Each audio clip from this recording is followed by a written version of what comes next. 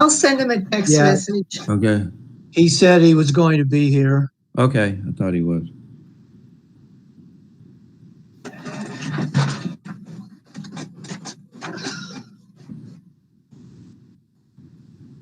Okay. Dawn's on. All right, we're now live.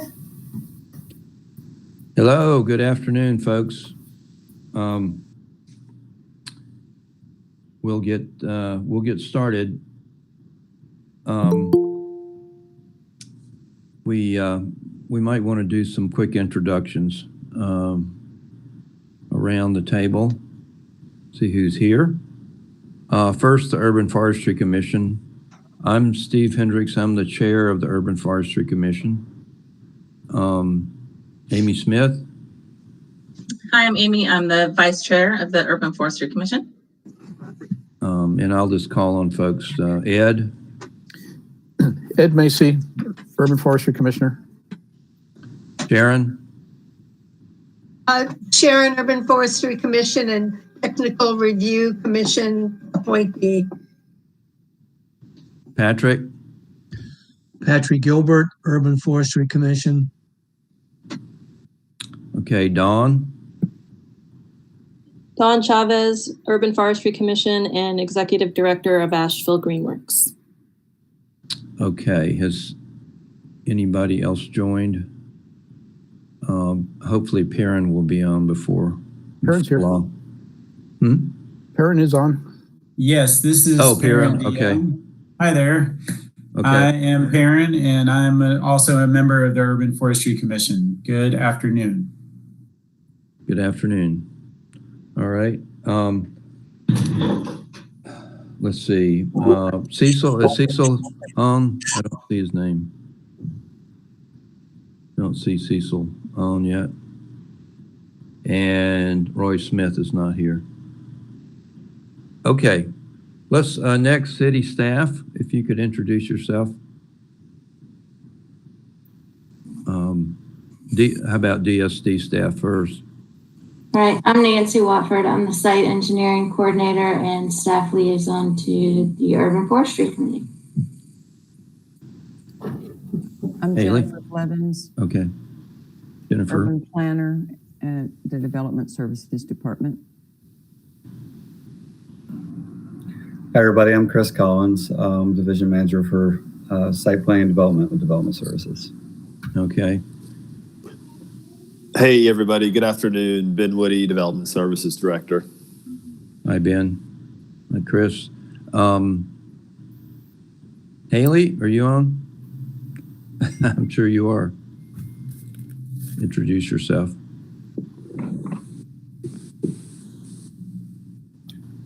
Yeah. I can go real quick. I'm Matt Card, Urban Planner with the Development Services Department. Okay. Okay. I'm Shannon Tuck, planner with the Planning and Urban Design Department. Okay. Stacy? Yes, I'm Stacy Martin, also a planner with Planning and Urban Design, and I'm going to have to unfortunately get off in a few minutes and join another meeting, but I am listening in. Thank you. Thanks for being here. Okay. Let's see, who else we got with the city? Eric. Hi, this is Eric Edgerton with the City Attorney's Office.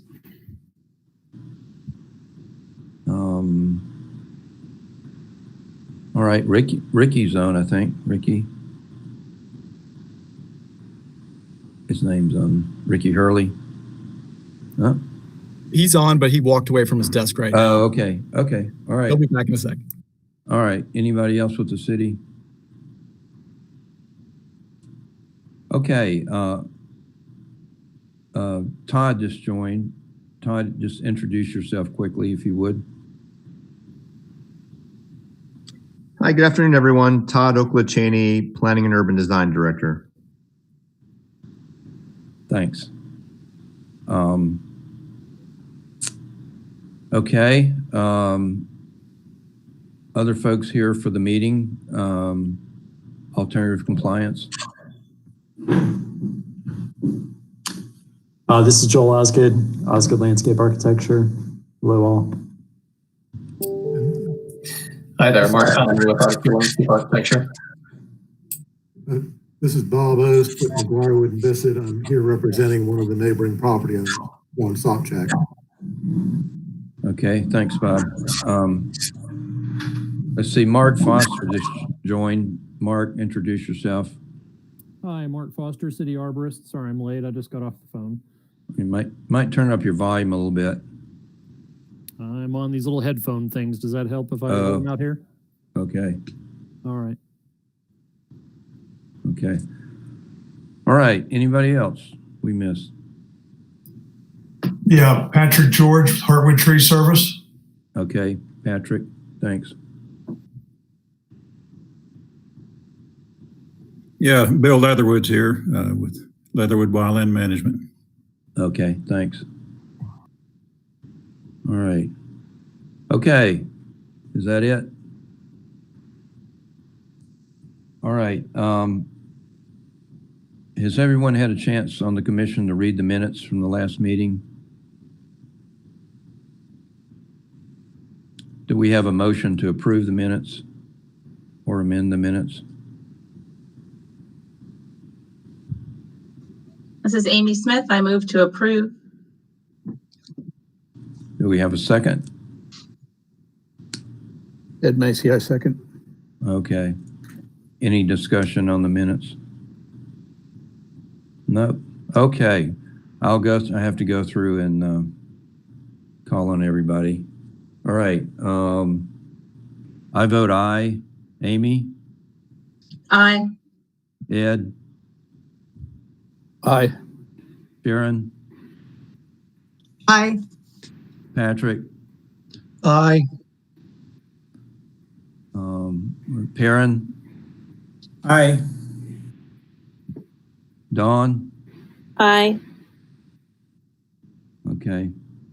All right, minutes are approved. All right, alternative compliance.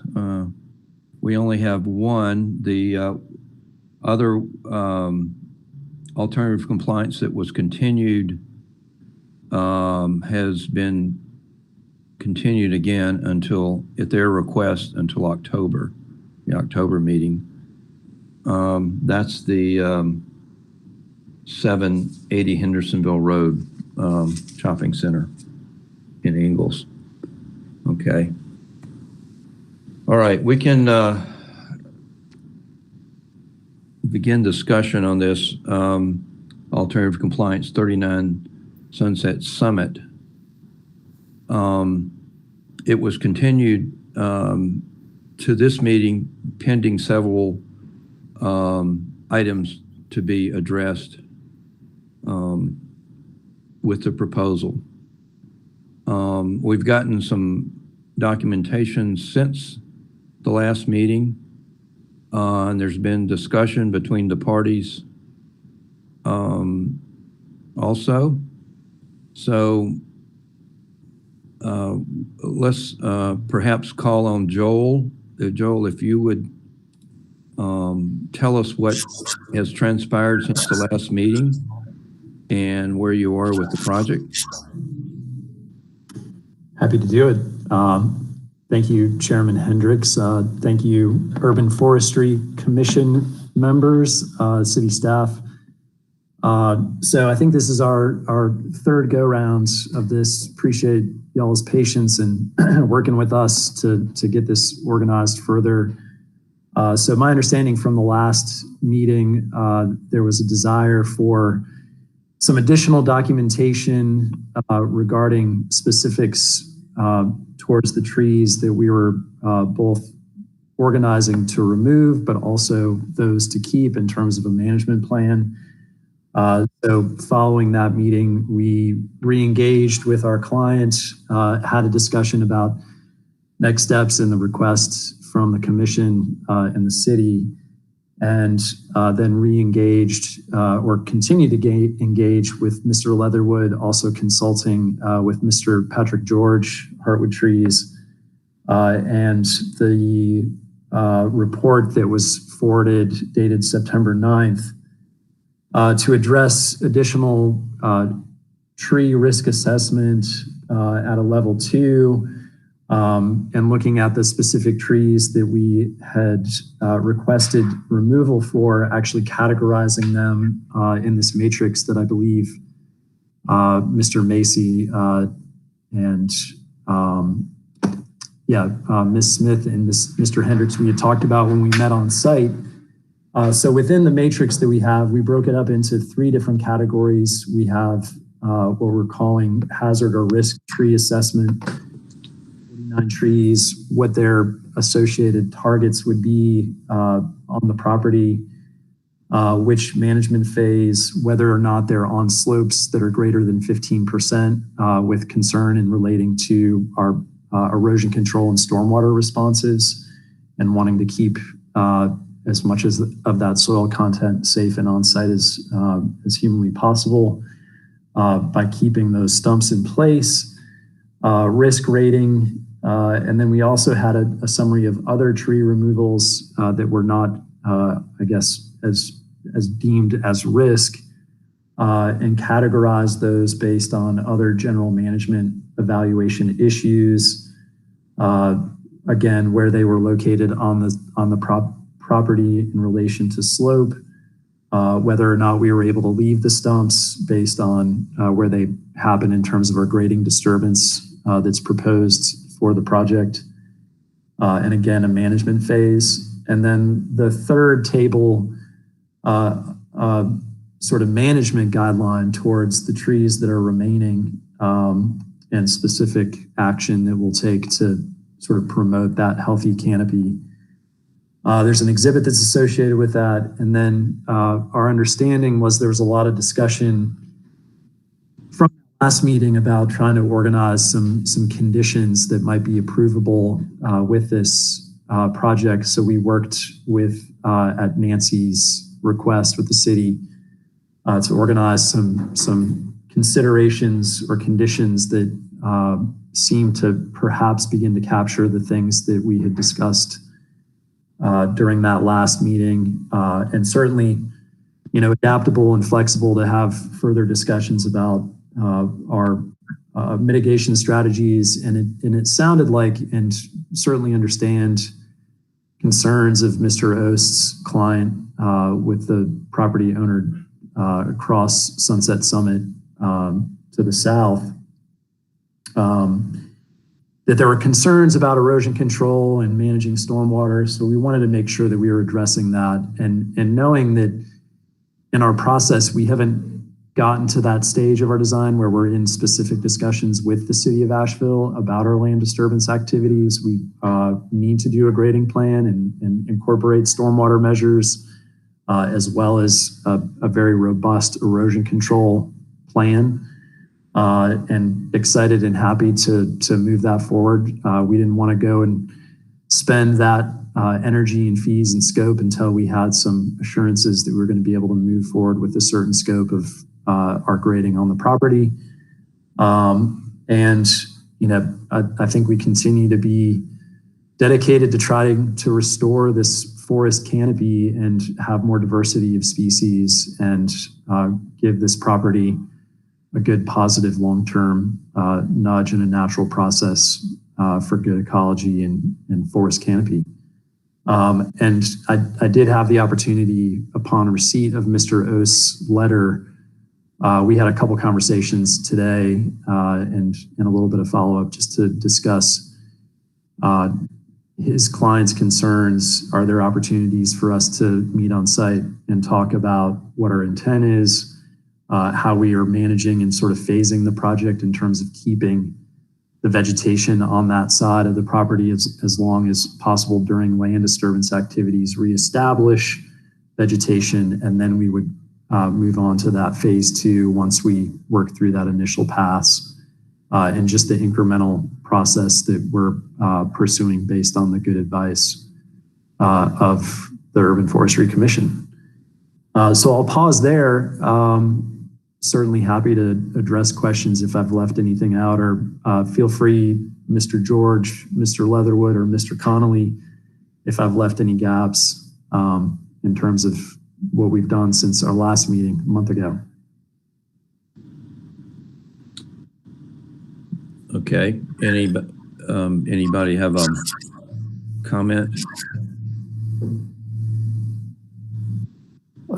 Ed, Steve, this is Ed, and I reviewed the plan. I went through it in considerable detail, and there's a couple of things that I still don't yet understand. And I'm assuming that the information that was presented in a summary format, because there's elements of the risk assessment that are just not there. For example, the size of the tree part that's likely to fail that creates the risk, and the time frame that a failure could occur. Some of those questions that lead to the risk categorization. And the reason I'm asking the question is that there's a lot of trees on that list that are evidently presenting a low risk. And if it's a low risk, it means that failure is probably not likely, or might be unlikely, or it's a small part of the tree that's likely to fail, or there are no targets for that failure to strike. And yet the only mitigation action is removal. So something's not connecting with me completely, and maybe Bill could answer that for me, Bill Leatherwood. I'm thinking if a tree is a low risk, it really doesn't need to be removed. There's other ways that you could mitigate that small risk, especially if there's no target, except what the table says is landscape. Yes, Ed, can you hear me okay? Yes, I can. Okay, just wanted to make sure. Yes, to address your questions, and I understand your concerns there. The majority of those low-risk trees are the white pines that were planted in basically a hedge format that I believe everyone observed that was on the site, that have grown up and been topped twice within their lifespan. And with the multiple stems, with the codominant stems and the multiple limbs and the weak attachments overhead, there's already widowmakers hanging up there. And, yes, it is probably a unlikely occurrence that those will fail, but with their location on the mountaintop, with the storms, the ice storms, the wind impact up there, there is a possibility that those could fail. The sizes you're talking about, the limb attachments, there was no way to put all this into a single matrix for you to see for each tree. Each of those pine trees have 6 to 8 inch limbs. They have 12 to 10 to 12 inch codominant stems, multiple ones. The targets, as you mentioned, the landscape targets, most of those are rare occurrence, rarely. One thing I looked at is not what's there now, but I took Joel's future plans for the site with how they're developing the site and what's going to be there in the future. What landscape features are there, where trails are, where people are actually going to be. And that's why some of it looks like, well, that tree is not really a hazard, but with their plans of what they're putting in place, it will be a hazard in the future. And so even though some of those are low, several of them low risk, there's just not much way to mitigate that. Yes, I'd love to go in and do some pruning. I'd love to do some work on those trees to make them healthy, to keep them. But the way they have grown up in those narrow rows where they were planted is just almost impossible. You can go in and remove the widowmakers. You might go in and try to remove some of those weak stem attachments, but you change the wind loading in those trees when you do that. And it's just not worth what you're trying to do for the trees that are there. Those trees were planted for a particular purpose many years ago. They weren't managed properly. And when you have a homeowner like that that's willing to come in and re-landscape this whole place, from what I've seen of Joel's plan, you're going to end up with a better tree cover, a better canopy, a long-lasting canopy. If you don't do something with those trees now, and you go in and redo this whole landscape, then you're going to have to come in a few years. They're going to continue to grow. They're going to continue to be a problem, and they're going to be much harder to get to. Right. So So there are low risk and there's no immediacy for failure. It could be long-term before they fail, and if they fail, it could be minor failures. And in the meantime, we're still trying to address potential increases in stormwater runoff and erosion issues. I'm wondering, and this is another issue that we raised, that and I agree those trees aren't pretty. So, you know, I will admit to that, and they're not in very good shape, but they're still presenting some ecological function in the area. An opportunity that we raised last time we spoke was and when we met on site, was to consider staggering the removal of those trees. If there's 30 trees in that stand, take 10 one year and start your replanting, take 10 the next year, start your replanting. So we have the opportunity to get new plant materials established as we're removing the more mature plant materials. That would add to the overall stability of that area. And I know that that's a concern with some of the neighbors. So I didn't see that staggering presented in the plan that we received last week. Yes, I see what you're saying, and I looked at that, and there may be a possibility you could do some of that. The biggest problem is in staggering, you still, again, it's having to go in and reestablish the site once it's already been landscaped all around it. You're going to be disturbing a site, just where the trees are and how hard they are to get to. It's possible to remove a few, but then those adjacent trees that you remove, again, you're changing, as you know, the wind load, that kind of stuff. And yes, the risk is low. It could be a winter storm this year that takes them all out, though. But just the problem of trying to get and remove, just to, break them up into, like you say, 10 at a time. When I look at them and look at the number of trees there, even though there are 20 something trees down that side, they only occupy the space of 6 or 8 normal trees. So the amount of canopy you're removing as far as stormwater is not that significant. I know the numbers seem high when you count each individual tree, but the amount of stormwater is not that bad, or the effects of the stormwater. I do know that there is a house adjacent to that stand that was completely shaded by that stand too, and I would hate for that homeowner. I don't know whose house that is, but I've seen cases where people have had to upgrade their HVAC systems because they lose that 100% shade overnight. And I don't think we've done you've run any hydrology models, so we don't really know what the stormwater impact is. I'd be interested in hearing what the rest of the Urban Forestry Commission might have to say about this. I've been hogging the microphone here. One last comment I'd like to say, Ed, what you mentioned, the house. I did look at that, and there are several of those trees that are a little higher risk rating right over that house. But trying just to remove those and leave the others, again, changes the other trees next to them as far as the way the wind hits them, that kind of stuff, and kind of brings them into a higher risk category once you take those out. It's just a tough situation to deal with. The house itself, yes, that just puts some shade on the house. The house itself is deteriorating from the shade, though, from the moisture, from what I observed from across the fence. I think, again, it's just a difficult situation all the way around. Thank you. Thanks.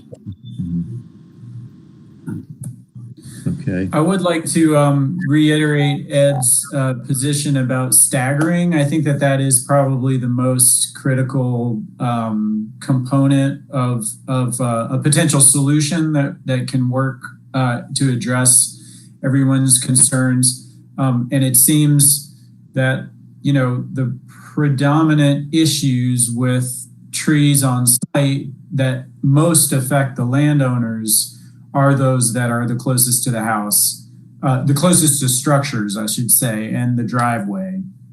And so it does seem like there could be a zoned, phased implementation that sort of works out in concentric circles from sort of the the structures and the driveway out to more trees that are more around the perimeter of the property, at a later date and time, so that there is that sort of check on how much runoff is happening, how much erosion is happening, how much exposed ground there is to address the concerns of the neighbors below.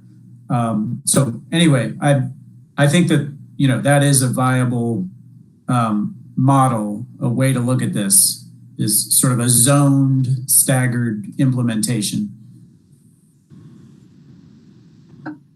Sharon here. I agree. I'm in a steep slope, and there's a house above me that had several pines that they should have staggered, and they did not. They removed them all. And they had a failure in their pond, which created rocks and trees and massive quantities of soil to dump down on me. And we've had to bring an engineer out, and we've got to do some extensive re-establishing of the hillside. If they would have staggered like I suggested at the time, we wouldn't have had that problem. And it's a problem I'm dealing with now. And it's a serious problem not staggering for the people that are down below. So I'm in agreement with Ed as well. Okay. Anyone else? Yeah, if I could speak for a second. Mm-hmm. The staggering is a wonderful idea. The only concern I would have from that perspective is, can we go in and make that staggering, say, start at the farthest point of ingress on the property? Of course, do the ones around the structures, but like that row of white pines, if we went and took out 1/3 of them, one, skip two, one, skip two, one, that's going to leave the whole site vulnerable to our future operations as far as removing the rest of them. So it would make sense to, particularly on the white pines, to start at the bottom of the hill and work your way back up, and maybe thin out some of that as well in between, but close off areas so that the landscape can get installed and start to take and actually hold do the water retention that they will do, stop the rainfall from hitting the soil as hard, those sort of things. Whereas if we go back in and disturb the same site 3 years in a row, you're essentially, all your work area is not going to establish until that third time is complete. And that's an issue. The other thing is, again, going back to the opportunity to replace non-native trees with native trees in those same spots. So often in these types of meetings, we're looking to stop someone from removing trees because we want to save the trees. That's not the situation here. We are swapping out trees and we're planting for a future. So it's a different intent from why the commission was started and why these laws are enacted, and it's to keep bad actors basically in check. Here we've got actually someone that is looking to improve what we have, and so you want to encourage that for sure. Sure. Well, I feel like we, the Urban Forestry Commission, have done our job in terms of trying to minimize the impact on the slope by requiring a management plan, by looking for a zero net loss, which we have on this site.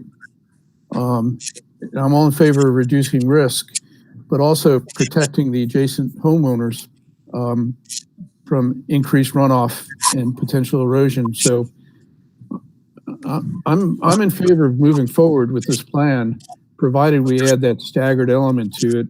And I'm fine if with your recommendation, Patrick. I think that makes perfect sense. But the thing is that it's just not happening all at once, where we are more likely to have an event that could result in extreme runoff and erosion. So, Stephen, those are my thoughts. Yeah, I agree with the points made in the discussion. We have a special requirement here to protect steep slopes. So we need to do as much as we can within reason to protect steep slope where we, and I think the staggering makes sense if it's done by zone or area, and not disturb too much of the site at once. So, anybody have anything to add to that? Now, I'll just mention one thing really fast, and this is probably more just something that we as landscape architects are really passionate about, especially in my office. The stormwater and erosion control measures that we're not yet capturing on the plans, I think we're really excited about. Realizing that these downslope issues are a really big deal, we see this as an opportunity to showcase a bunch of different measures, some traditional like silt fencing where, we're sensitive about trenching 6 inches into the ground up against a tree layer. But we're also talking about hugel culture where we have these sort of berms of brush and sort of pack in dirt and allow for more infiltration. We're talking about doing key line plowing and yeoman's plowing. I don't know if y'all are familiar with that, but basically on contour every foot, allowing for 24-inch tines to allow for infiltration in the soil, create more kind of robust growing medium, infiltration, trenching, rain gardens. We are on the top of this hill, so our watershed, we're not taking water from above this property, so we're kind of at a headwaters. We can manage that.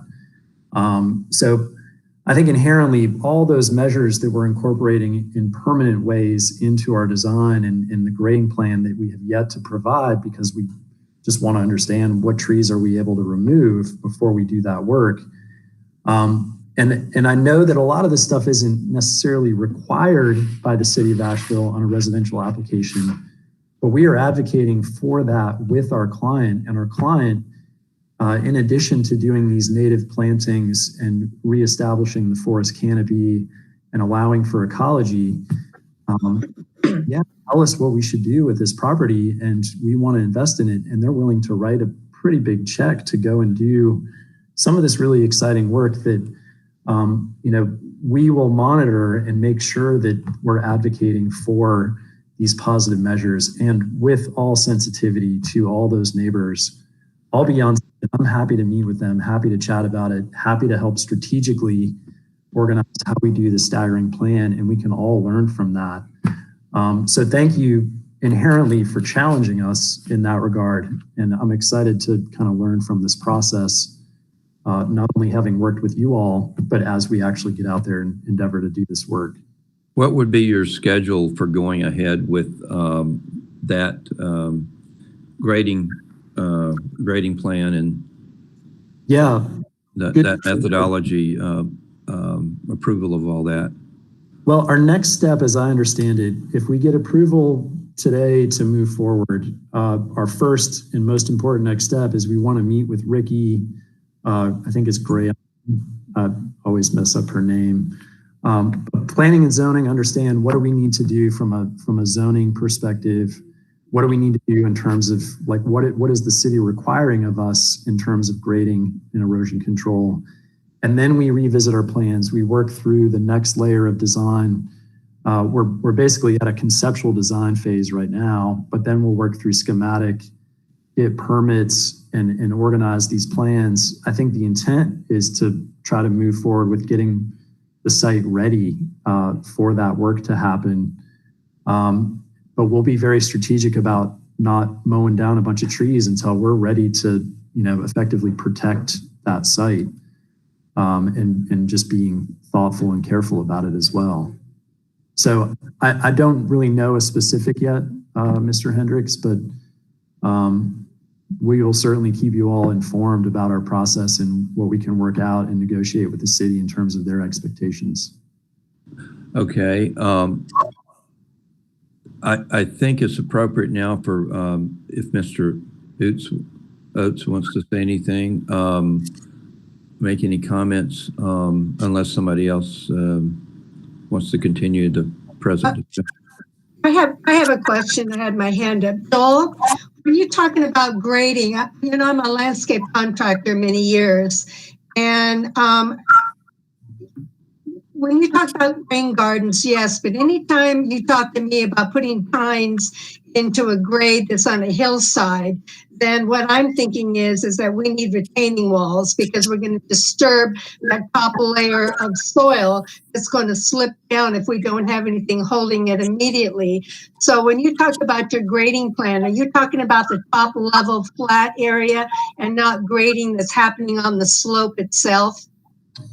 No, our intent is there's some development happening up on the top as well, but we're terracing the slope that's there and adding retaining walls to allow for more infiltration on contour swales that are tied in with those retaining walls to make that land more accessible, more gardening.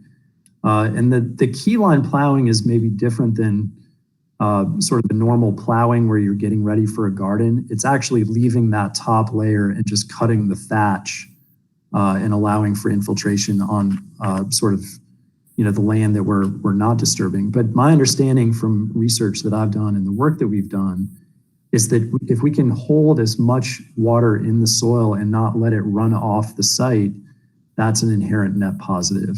And that happens with obviously the great work that you all are doing in protecting the canopy, but also where we have these areas of sort of garden plantings, we want to allow that soil to allow for as much infiltration as possible. What type of retaining walls are you planning to do, seeing how you can't get down into parent material? So what is your, what type of retaining wall materials are you going to be using? Well, we will be able to get to virgin ground. I mean, it's not this big kind of fill complex out there, but we're looking at doing kind of staggered boulder retaining walls and low. We're not talking like big walls. We're talking 18, 24, 30-inch walls kind of built into the landscape. And I believe that by terracing that land, we're also keeping more of that stormwater on the property where our slopes are over 15%. Are you going to have footings and mortar them in, or are you going to dry stack? They would likely be dry stacked, and we haven't worked through that detail yet. Again, we're just conceptual, but I think we want to use natural materials. We don't see having big concrete footers and concrete walls. I think it's a stone response. You would get a more positive response from me if I had more detail on how you were going to hold the soil back. So we can certainly organize that. We're just not there yet in terms of our process. I understand. I understand. Thank you. Sure. Thank you. Okay, any other comments? Mr. Oates? Thank you, Mr. Chairman. Can you all hear me? Yes. Yeah. This is Bob Oates with the law firm of Briarwood and Bissett, and I represent John Sopchak, who lives at 20 Sunset Summit and on the downhill side of this property. And just to start off with, we are mostly concerned with the work that's going to occur on the south and east sides of the property. The trees up around the house, the first 3 or 4 in that line that extends south. We understand that those are have the potential, if they fall, to damage the structure, and so we're not really concerned with those. But I just want to echo what the commission has said. And I also, let me point out also that I had a good conversation with Mr. Osgood today, a couple of good conversations. And it turns out, and also want to observe that this format has got a lot of shortcomings to it, the whole electric format thing. A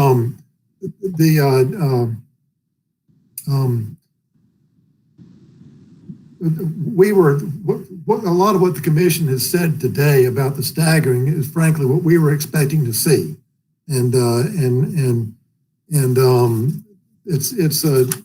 we appreciate the the desire of the owners and Mr. Osgood to make this to improve the forest up here. But it's if you take a tree down, even if it's an ugly tree, it's gone for good, and it takes years to grow back. And so we would urge the commission to proceed cautiously on this. And what I've heard from Mr. Leatherwood and others is that the trees that have been identified as potentially ready to fall or lose branches are low risk, and but yet they're still scheduled for removal. I think that we could all benefit from having a little more detail in the stormwater mitigation, and I understand that some of that may be a result of how the ordinance is organized, because as Mr. Osgood explained, they don't know what their erosion control measures are going to be until they know what trees they can take out. And I appreciate that, but there, I think it's essential that the commission try and get some estimate of that before authorizing the removal of the number of trees over the short period of time that they have proposed. The staggering of the removal is something that has some appeal to us as it does to you all, and so we'd urge you all to consider seeing that information before you approve anything on this. I'll be glad to answer any questions. Thank you. All right. Do we have any more discussion about how to proceed? I just have a question for Mr. Macy. Ed, did you have an opportunity to review this, the details of these proposals since our last meeting? Have you been able to sort of have a back and forth with the party? Well, the only back and forth we've had is during this meeting now, but I did review it, and I feel as if some elements of the risk assessment are missing. That doesn't mean that they were necessarily done, but I think the information was just presented in the way it was presented for the sake of brevity. I've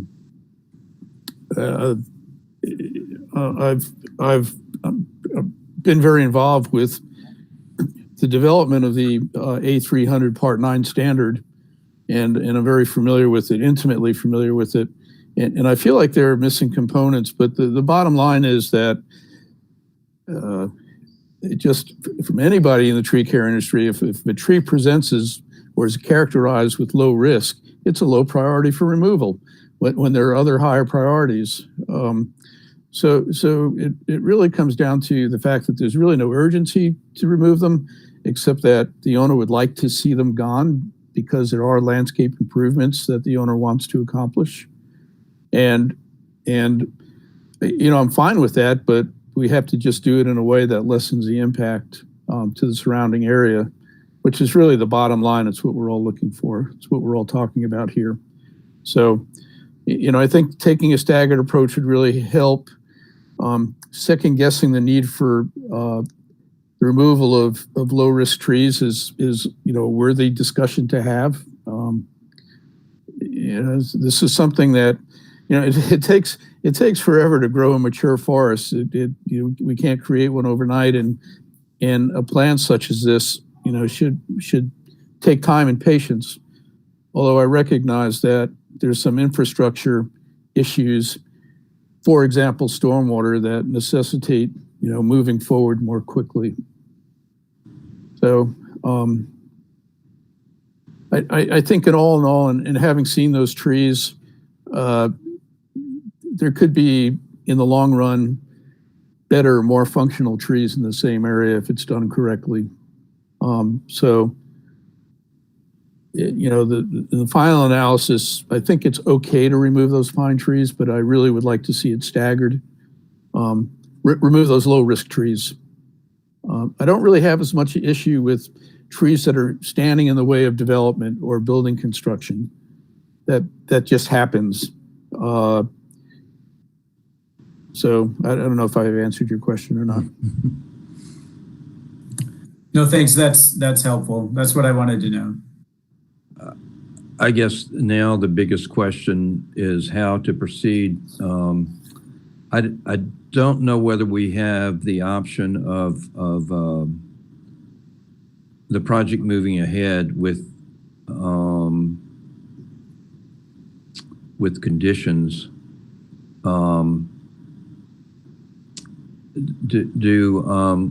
Let's see, Nancy or anybody else, do you have an opinion on that? How we might? It sounds like we're okay as far as the commission with most of the project. The main area of concern is those low-risk trees. Right. And how we proceed, whether we can proceed and get more information on those later, or Sure. It's Jennifer here. Yeah. The language in the relevant section of the UDO, which is 712.4I, the language says the tree commission in its sole discretion may approve with conditions, or deny the alternative landscape plan. Okay. So I'm not sure about how to structure your conditions, but it does indicate that you can add conditions. Okay, that's what I thought. So I think if we had a motion, appropriate motion, we could proceed approving a certain part of the project and putting conditions on another part of the project. Steve, there's one other thought. In our review of the steep slope ordinance, the ordinance says that the removal of trees are illegal. However, it's allowable under the auspices of the forest management plan. Right. And I think that as a commission, we can approve a forest management plan, which is what we have in front of us, with some conditions. Right. Okay. All right. Does anyone have a motion that they would be willing to put out that kind of states that in a fairly concise way? Well, it doesn't have to be that concise, but where can state it. Chairman Hendricks, I'll just offer okay. The letter that I sent as a potential guide, but I'm sensitive that I'm here before you to get your approval.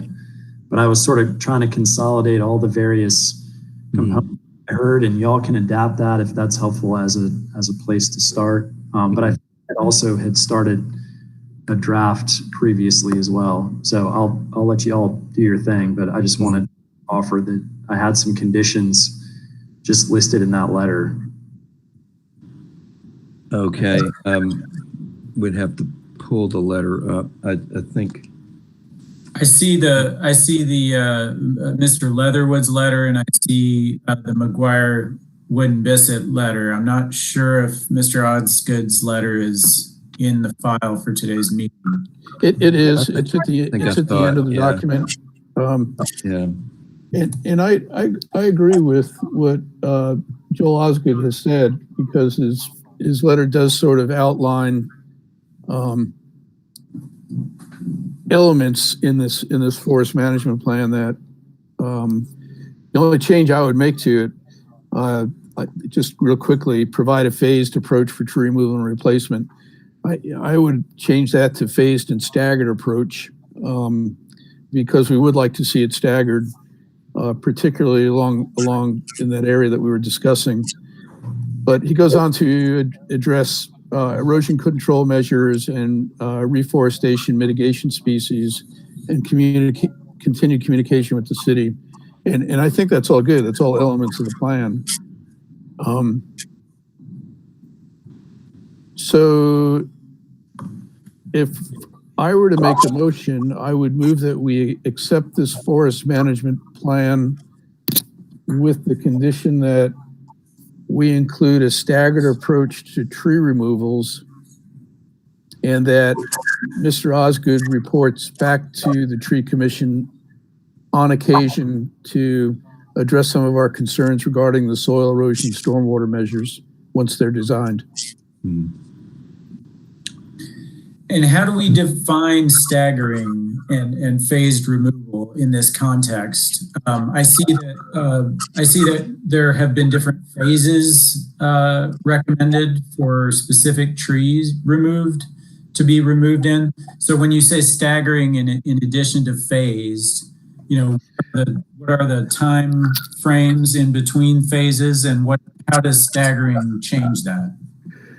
Yeah, staggering, I'm thinking, is with the low risk trees, that they be removed on a priority basis with, X amount per year, whatever that X amount is, wherever it's most practical, working downhill, uphill. I think that this forest management team could probably come back to us with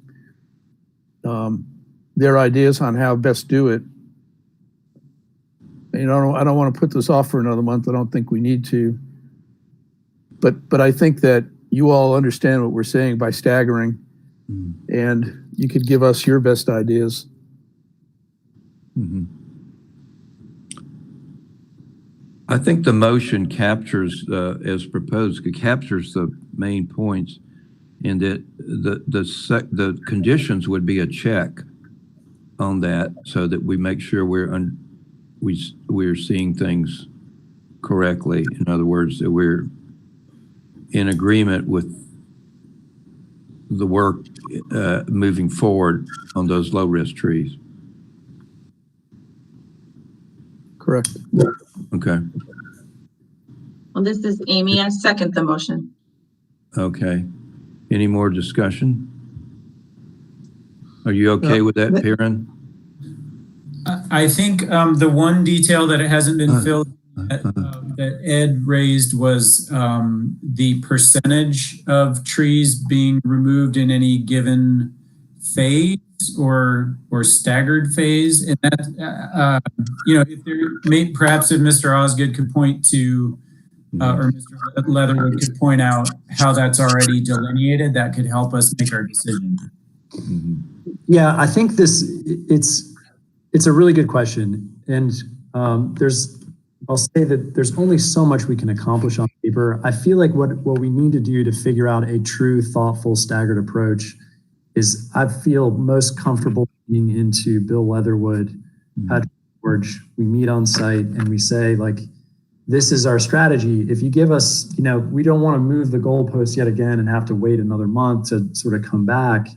But if we say that some condition, maybe to Ed's point, is a condition is, once we develop this plan, we have a strategy in place, we can focus on the trees that we know are part of the main sort of development pursuit. But these sensitive trees we can develop a staggered approach for that, get some feedback, and maybe it's a little subcommittee that we're checking with, so we're not kind of taking everyone's time. Ed, Stephen, and Amy were on site. We could present this kind of staggered approach to them or meet with them again on site. I don't know. I'll follow y'all's lead, but I think we're looking for the approval to be able to move forward and understand, like, can we go ahead and get our design, grading, erosion control, move this project forward, knowing that on the edges, whether it's a third or what the percentage is, but I really think it's going to be much more thoughtful if we're doing it with specificity to what the site conditions are, and looking at the specific trees and saying, let's flag out that we want to take these 3 out of 10 and organize it that way, because I think that's going to be a lot more responsible. Yeah. I understand that approach. Sounds reasonable to me. As long as I want to point out that in the motion, the condition for the team on site to check back with the commission, I think that's where that check and balance comes in. And Perrin, in the plan, there are phases listed out and timelines that are as specific as they can be, I would think, at this point. So personally, I'm very comfortable that the team is working in the best interest of the land. And I like that in this memo, the erosion control measures are addressed, And if that can be identified more specifically as we go forward with that checking back, then I'm comfortable at this point. So Ed, perhaps restate your motion with the team included in it, that they would be consulted. This would be implemented in consultation and coordination with the working group on the UFC to determine the phased approach. I think that's the one missing piece that wasn't in your original motion. Excuse me. I think that's fine. I just don't want to put us in the position of micromanaging a project. Mr. Chairman and members of the commission, is it possible to put to have a date by which these staggered plans are supposed to be submitted to the commission for review? I think so. We could be perhaps at the next meeting. I don't know, Joel, is that a reasonable request? Well, perhaps. I just want to make sure that we're spending time on site getting that organized. So I'll lean into Patrick and Patrick George and Mr. Bill Leatherwood because I think I will trust their advice in how we create the staggered plan, and perhaps it requires some time on site to organize that with our team. Do we feel like if that is a condition for our approval and we can move forward out trees and I don't know. I feel like it just needs to happen on site to make that. I agree. Our next meeting is October the 19th. So that. I guess we can say yes. I mean, we want to move forward with this project. So yes, we will present staggered plans to your committee, subcommittee. If we can move forward with our project and planning and design and of course we can discuss this and meet there in the interim. So that would be the expectation, I think, and then just a matter of a check at the next meeting to make sure we're on track. Okay, I like it. Okay, Mr. Chairman. Yes. The motion was made about 10 minutes ago. I'd like to have the motion repeated, please. Okay. Ed, can you restate it? Did anybody write it down? Read it back to me. It sounded good when you said it, but the motion was to approve the forest management plan with the addition of a staggered approach for removal of the low risk trees, and with the understanding that the team was going to report back to us with their more detailed erosion control plans as that becomes developed, something to that effect.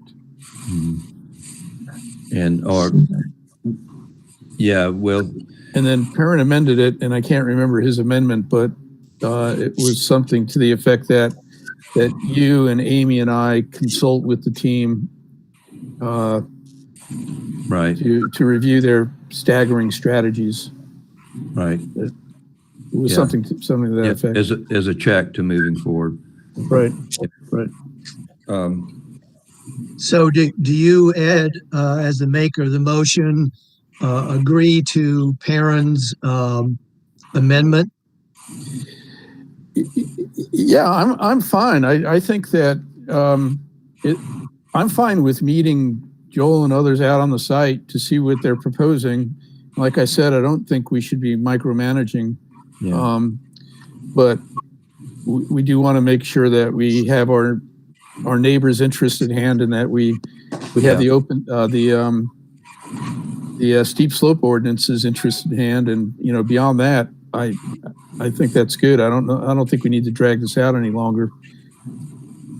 But us, the three of us, reporting back to the Urban Forestry Commission next month saying, yeah, we met out there, we saw what they're proposing, and it looks good. Yeah.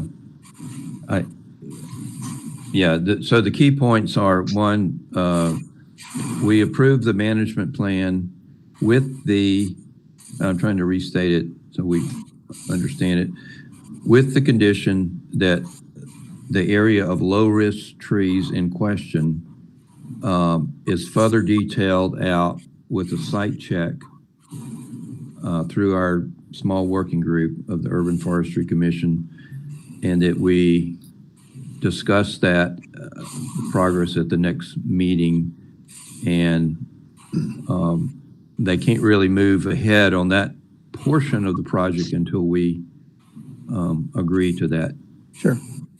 Condition. That. All right. All right. So do you want to do another second, Amy, or is that the? I second. Okay. With the conditions. Okay. All right. Any more discussion?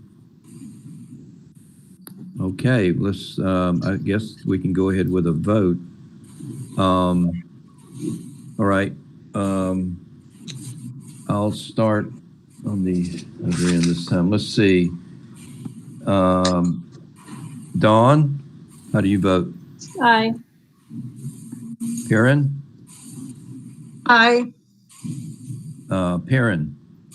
Aye. Okay. Amy? Aye. Patrick? Aye. Ed? Aye. And I vote aye.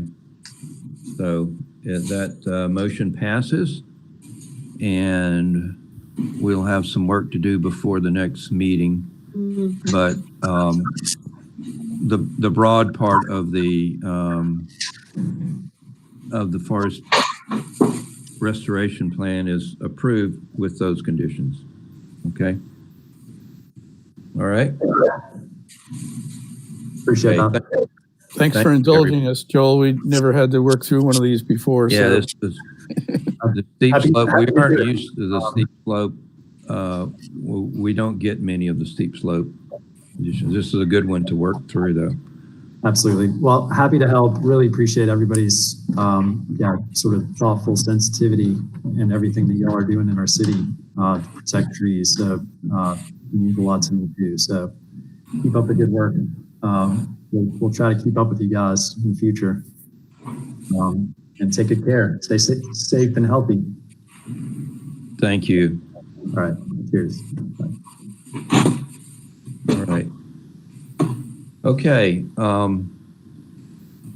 We now have a open session for public comment on the agenda. I don't know that we have, if we have anybody, now is the time. Make a public comment.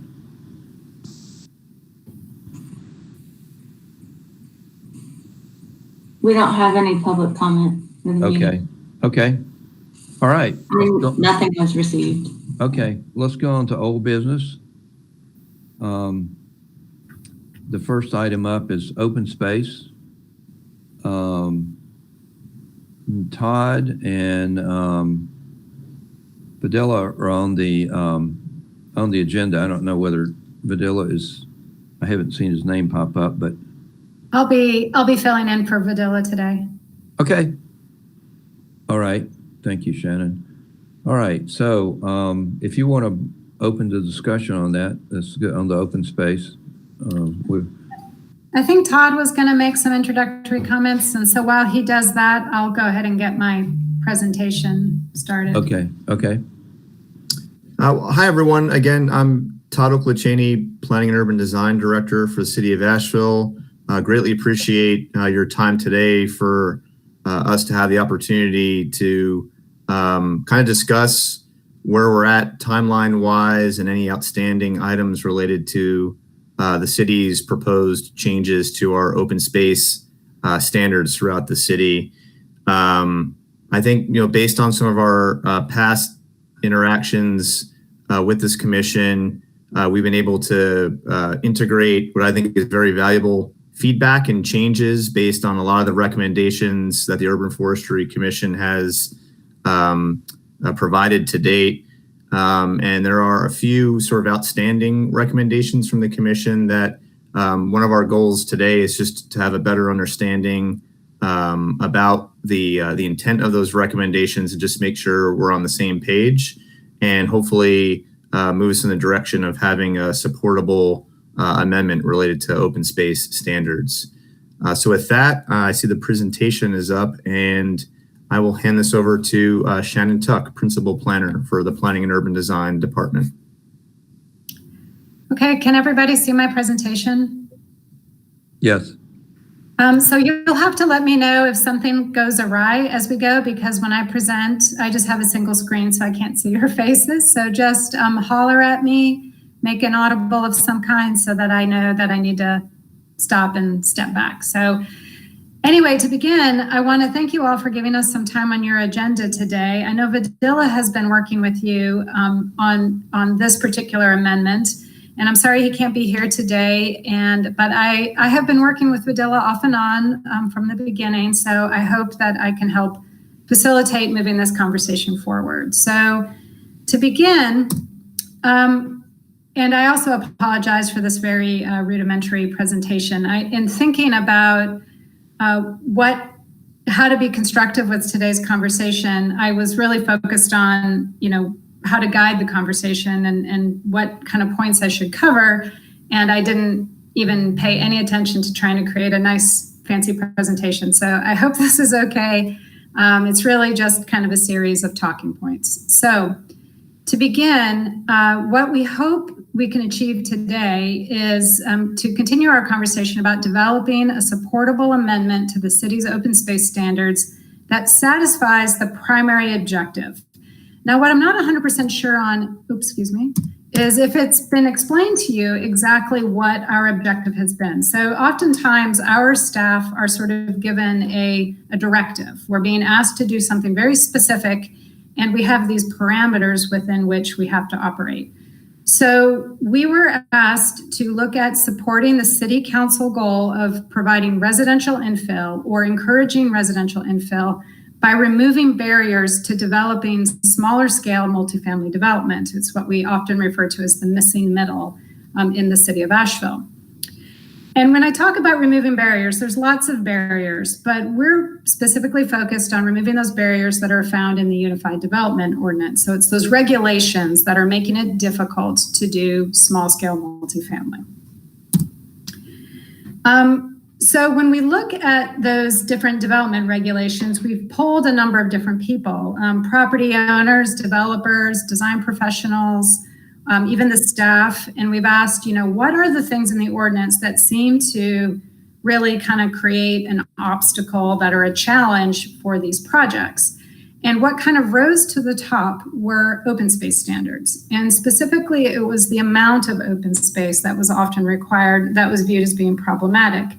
Secondarily, there were some other comments about other aspects of open space, but really it was primarily the amount of open space that was seen as being an issue.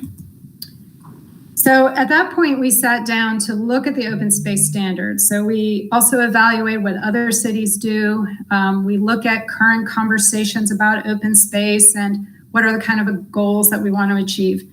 And historically, I think when we've thought about open space, we think of sort of the environmental goals, right? The air quality, the water quality, having habitat, erosion control, things of that nature. But what we recognized in our early analysis and our early discussions was that we were kind of missing this whole cultural, social aspect to open space. And we want to encourage sort of really what we want to do from a cultural standpoint is is to kind of build on this outdoor environmental open space ethic and, have people value those open spaces. And so we looked at how we might be able to do that. So while we're focused on that conversation about how to make these open spaces inviting, our development services staff have begun work on the tree canopy preservation ordinance. And of course, you all were very involved with that as well. So that kind of gave us a unique opportunity. So it allowed us to kind of look at the tree canopy preservation ordinance as sort of doing the heavy lifting that open space had historically been expected to do.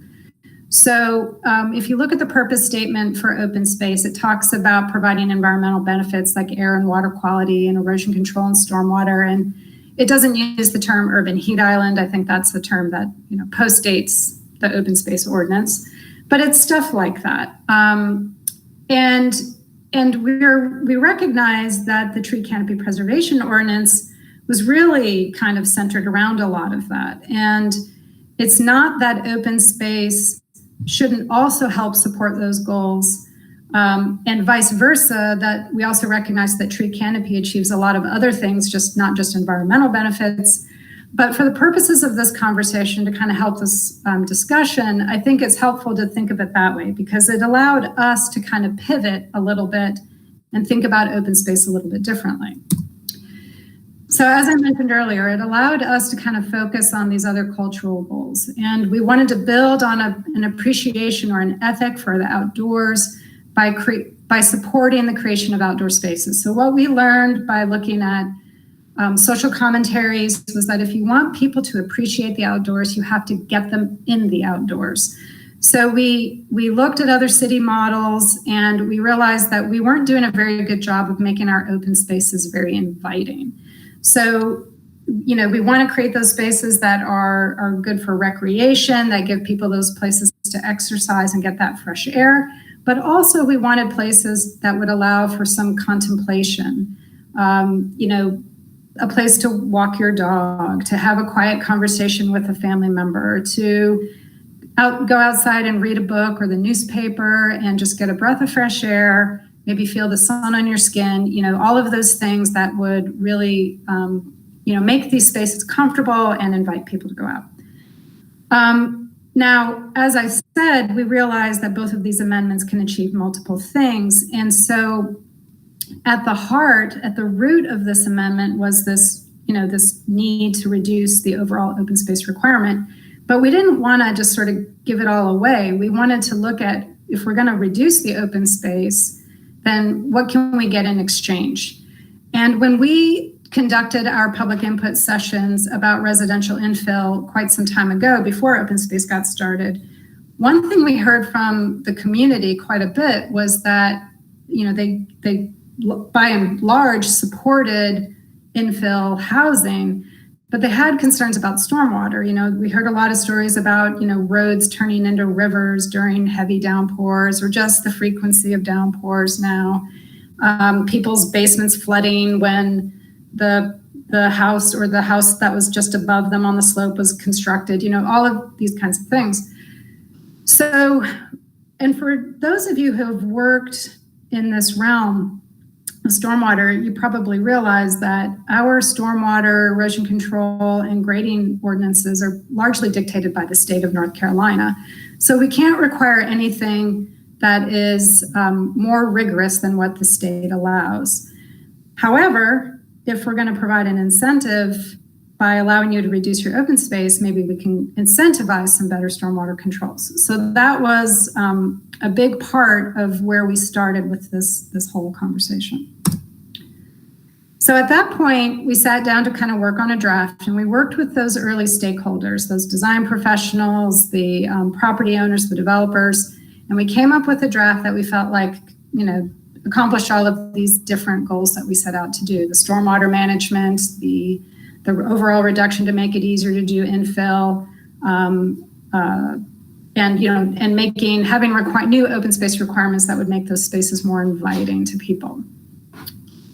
We went to the Planning and Zoning Commission, which would normally be the next step, with a draft, and we received unanimous support for those changes back in February. And it was after that we subsequently learned that the Urban Forestry Commission had some concern about open space, particularly as, how it related to the tree canopy ordinance and maybe some other points. So the draft was shared. We kind of hit the pause button at the Planning and Zoning Commission. And instead of going on to council, we went back and shared that draft with the Urban Forestry Commission. And a number of you very graciously offered your time and attention and looked through that draft and offered a number of, really good changes. The large majority of those changes were incorporated into the draft. And we returned to the Planning and Zoning Commission with that revised amendment. and again received support, but at this point it's not unanimous. Now it's 5-2. And I point that out just to kind of say that one thing that we do and we struggle with in the Planning and Urban Design Department is reconciling all of these different goals. We have to balance a lot of different interests. And when we start to move an ordinance in one direction, to address a particular set of concerns, we run the risk of losing support from other groups. And I think that's what we started to see at the Planning and Zoning Commission. And that's okay, to be honest. Like, we don't need unanimous support. And sometimes, striking a happy middle is much better. And so I don't mean to say that that's concerning. I just want to point out that, if we go too far in one direction, it could eventually be problematic. At that same Planning and Zoning Commission on July 1st, the Urban Forestry Commission also offered a letter to the commission, and it outlined 4 different points of concern. And then subsequent to that, I think there was a formal motion of non-support that was adopted by the commission on August 17th. So what I'd like to do with the rest of this presentation is try to look at those different points of concern, kind of go through them and ask some questions of the commission, and hopefully initiate a conversation where we can maybe see if there's somewhere we can go with the draft, or do provide some additional information or something that could kind of help address these concerns. So the first concern was it had to do with linking the tree protection or the tree canopy preservation ordinance and the open space. And it seems to ask to incentivize the tree protection, just like we were doing for stormwater, but somehow incentivize that through the reduction of open space. I think we just need a little bit of clarification on this point, because incentives are usually to get something that's desired but not required. So as I mentioned earlier with the stormwater, we can't ask for anything more strict than the state. So what we do is we incentivize the reduction in open space in order to get that higher standard for stormwater. So since tree protection or the tree canopy ordinance is already required, I'm not sure what we're hoping to incentivize. So that's one question that we had. This is Ed. Should I take a stab at addressing our concerns with this one first? Well, maybe, if it's okay, maybe let me go through them, because I'm not sure if one answer might hit more than one point. Okay, I didn't know if you want to do them one at a time or do them all at once, so I'll wait. It doesn't, does the commission have a preference? It doesn't matter to me. I personally would like to have them answered as we go through them, so that we can keep the conversation with the topic that you're presenting. It's easier for me to answer as we approach the problem. Okay. Well, very good. Then we'll back up to the first point. So this was how do we incent the tree canopy preservation or other aspects of that with the stormwater or with the open space reduction? I have a question on this one. That one thing we lost with the tree protection ordinance, we didn't lose it because it never got in, but was the heritage tree situation where it tried to incentivize maintaining larger specimen trees, basically. Not champion trees or any, but large specimen trees as outlined in our original documents. And because of some concerns, and Eric could address that, we didn't get it in the final draft. And that's one of the things I would be looking for here, some way to keep from losing excessive mature trees. In other words, I've seen conditions where, gosh, there was a beautiful large tree on a project, but they just couldn't save it because of the wanting to maximize the footprint of a building or whatever, or parking. I wonder if we could have some flexibility there where there could be some incentive for saving larger trees as a link here. I'll leave it at that right now. That's a concern for us. I think that we don't really have that in the tree protection ordinance like we would like. Go ahead, Ed. I'm sorry, you were going to say something too. Yeah, the whole basic premise of this comment that we made is that when we're saving trees on construction sites, we don't have the flexibility of moving trees around. Where they are is where they are, and given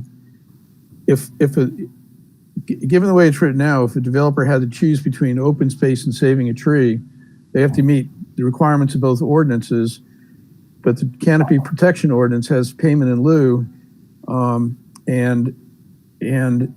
they still have to meet the open space requirements, and they each may not necessarily be in the same space. So our concern is that they would end up being conflicting ordinances. And if we were allow builders to use tree protection areas as open space, it's that kind of incentive. So it meets the open space standards and we're still saving trees.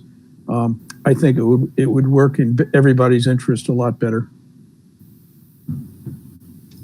And so I'm not, as far as I know, those two can overlap.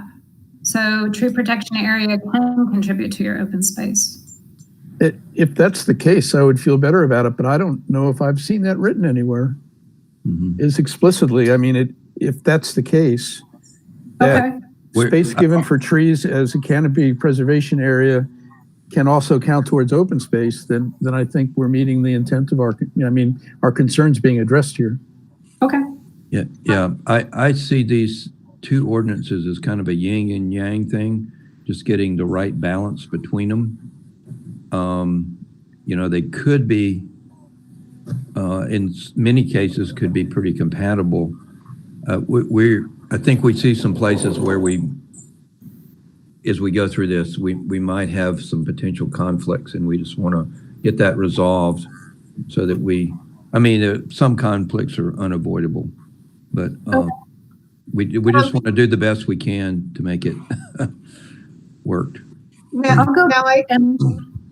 Go ahead, Shannon. I was just going to say, I'll go back and look through that. And I think you're right, Ed. I don't think it specifically says it can count towards it, but it doesn't say it's excluded either. So I think maybe just a clarification might resolve this. Shannon, I agree, because in the old open space, it is clarified. And I know sitting on PRC, when I try to muddle through when they can combine tree shade and open space, but there was not that addition in the new draft. And Shannon, I would encourage you to check the intro sections of the open space amendment, because my recollection was that it was as clear as saying that trees can be in open space. And if that's already the case, we may just need to flag that for this commission so they can lay eyes on it. But I think it is already in. Great. I will do that. I'll double check. And just checking with Perrin and Patrick, was that our one main concern with this one? With this one point? With this one point? Yes. Yes, but I will point out that when we were working with Vidila on changes, he actually wrote language that reflected what you, Ed, just said. And Vidila said, I'll have to check with others on this, but for now, I'll leave it in. And then we didn't hear anything more. And then when we saw the open space amendment language that went to P&Z in July, it was left out without any explanation to us why that occurred. Okay. It sounds like it could just be an oversight or a miscommunication. So I'll be happy to clarify that and look into it further. Thank you. I'm reading was Todd talking about the first paragraph and purpose in 711.4. It does say air and tree cover to provide shade. That's the first paragraph that he's talking about. 711.4D also says that it says that it can include tree protection areas, forested areas, or tree protection areas. So I think that's why on the staff side there was uncertainty about what the point of confusion was on whether trees could be allowed. I think the existing draft saying that open space areas can include forested areas is probably clear enough, but if we want to go a step further and say something even more explicit, that'd be a quick change. But the language in there now says it can have trees. Yeah. So I think well, Ms. Tuck, I think there is a further step that we are recommending here in number 1, and that is the incentivization of existing tree protection. And this kind of ties Ed and Stephen's comments together when Stephen was talking about protection of heritage trees. You know, what this recommendation that we made to you would change is that it's not just whether or not existing trees can count as open space and count towards open space credits. What number 1 would add to the existing ordinance is an incentivization of existing tree protection over just simple replanting of trees after existing trees are removed for construction. So we did have that purpose in mind with this particular recommendation, that just as good stormwater practices are being incentivized with a reduction in open space, so too could we require that existing tree protection, which is not required under the tree protection canopy amendment, as we've discussed previously, because you can pay the fee in lieu if you're not protecting the existing trees. This is a method by which the city could incentivize existing tree protection, including heritage trees, over replacement of existing trees with saplings. So that is one piece of this that I just wanted to make sure was emphasized. So we're saying it's a 1-2 punch. You get good stormwater and you get existing tree protection on site. And that's what they have to give us to get those open space reductions. That's what that was the extra part of this that I wanted to make sure I emphasized today. Okay, I am happy to go back and sit down with Videla and other staff and look at that. I think that's going to be a harder thing to achieve, probably for the same reasons it would be hard to achieve with the tree canopy protection ordinance, is that it can become very limiting. And we do have a fee in lieu of open space that's also offered. And open space doesn't require trees to be planted but I'll look at it. We'll look at it and see if there's something more we can do. I think the idea was that like if there were a large specimen tree, a heritage tree, as we were calling it, there would be some incentive. I mean, it wouldn't be a requirement, obviously. It would be just an incentive. The challenge with the open space ordinance, though, is that we've really structured the incentive to see that they almost have no choice.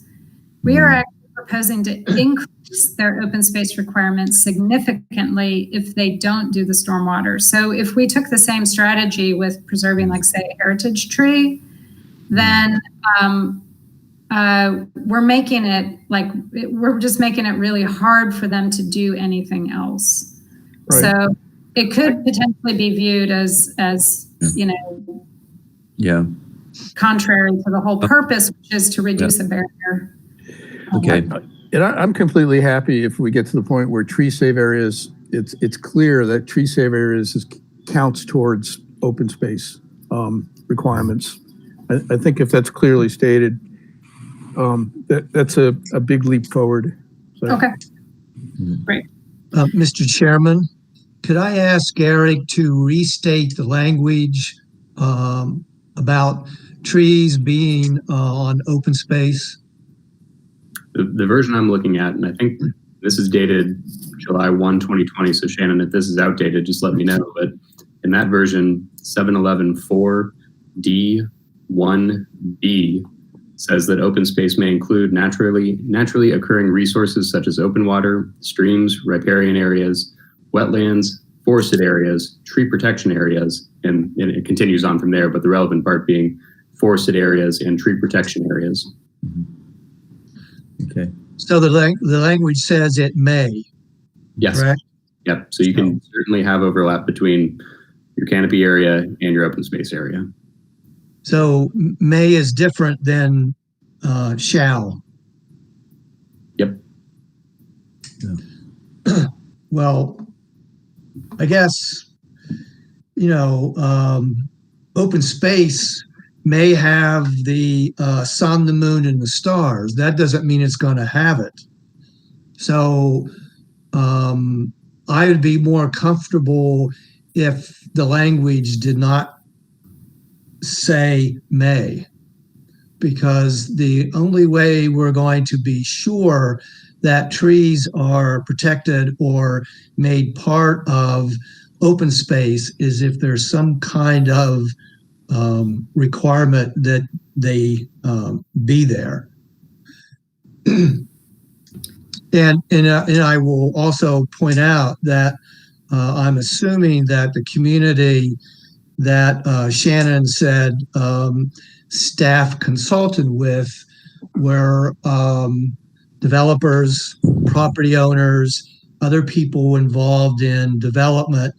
And while they approved or were in favor of infill, multifamily infill developments, they had concerns about stormwater runoff. So, the Urban Forestry Commission sort of inserted itself as part of this, quote, community, unquote. And now we're saying that our concern is that there's going to be open space, and without trees or without any connection whatsoever to the tree canopy preservation amendment requirements. And so again, what we're trying to do is have two ordinances that can overlap and work together, but also can kind of stand alone. I don't know that there's a benefit to saying that your open space has to include tree protection, because tree protection is already required. It's already going to happen. Right. You have to meet. Comes from saying that that tree protection can also be used, may be used to satisfy your open space requirement. So I think that's the way they work together to support each other. Yeah, one ordinance doesn't overrule another. You have to meet both ordinances. Correct. Requirements of both ordinances. Correct.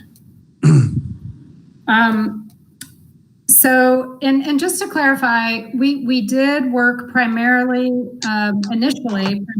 with, what you would call members of the development community, the design professionals, the developers, the property owners, because remember, our specific charge and objective was to reduce barriers to development. So we had to go to the people who had experienced those barriers to understand that.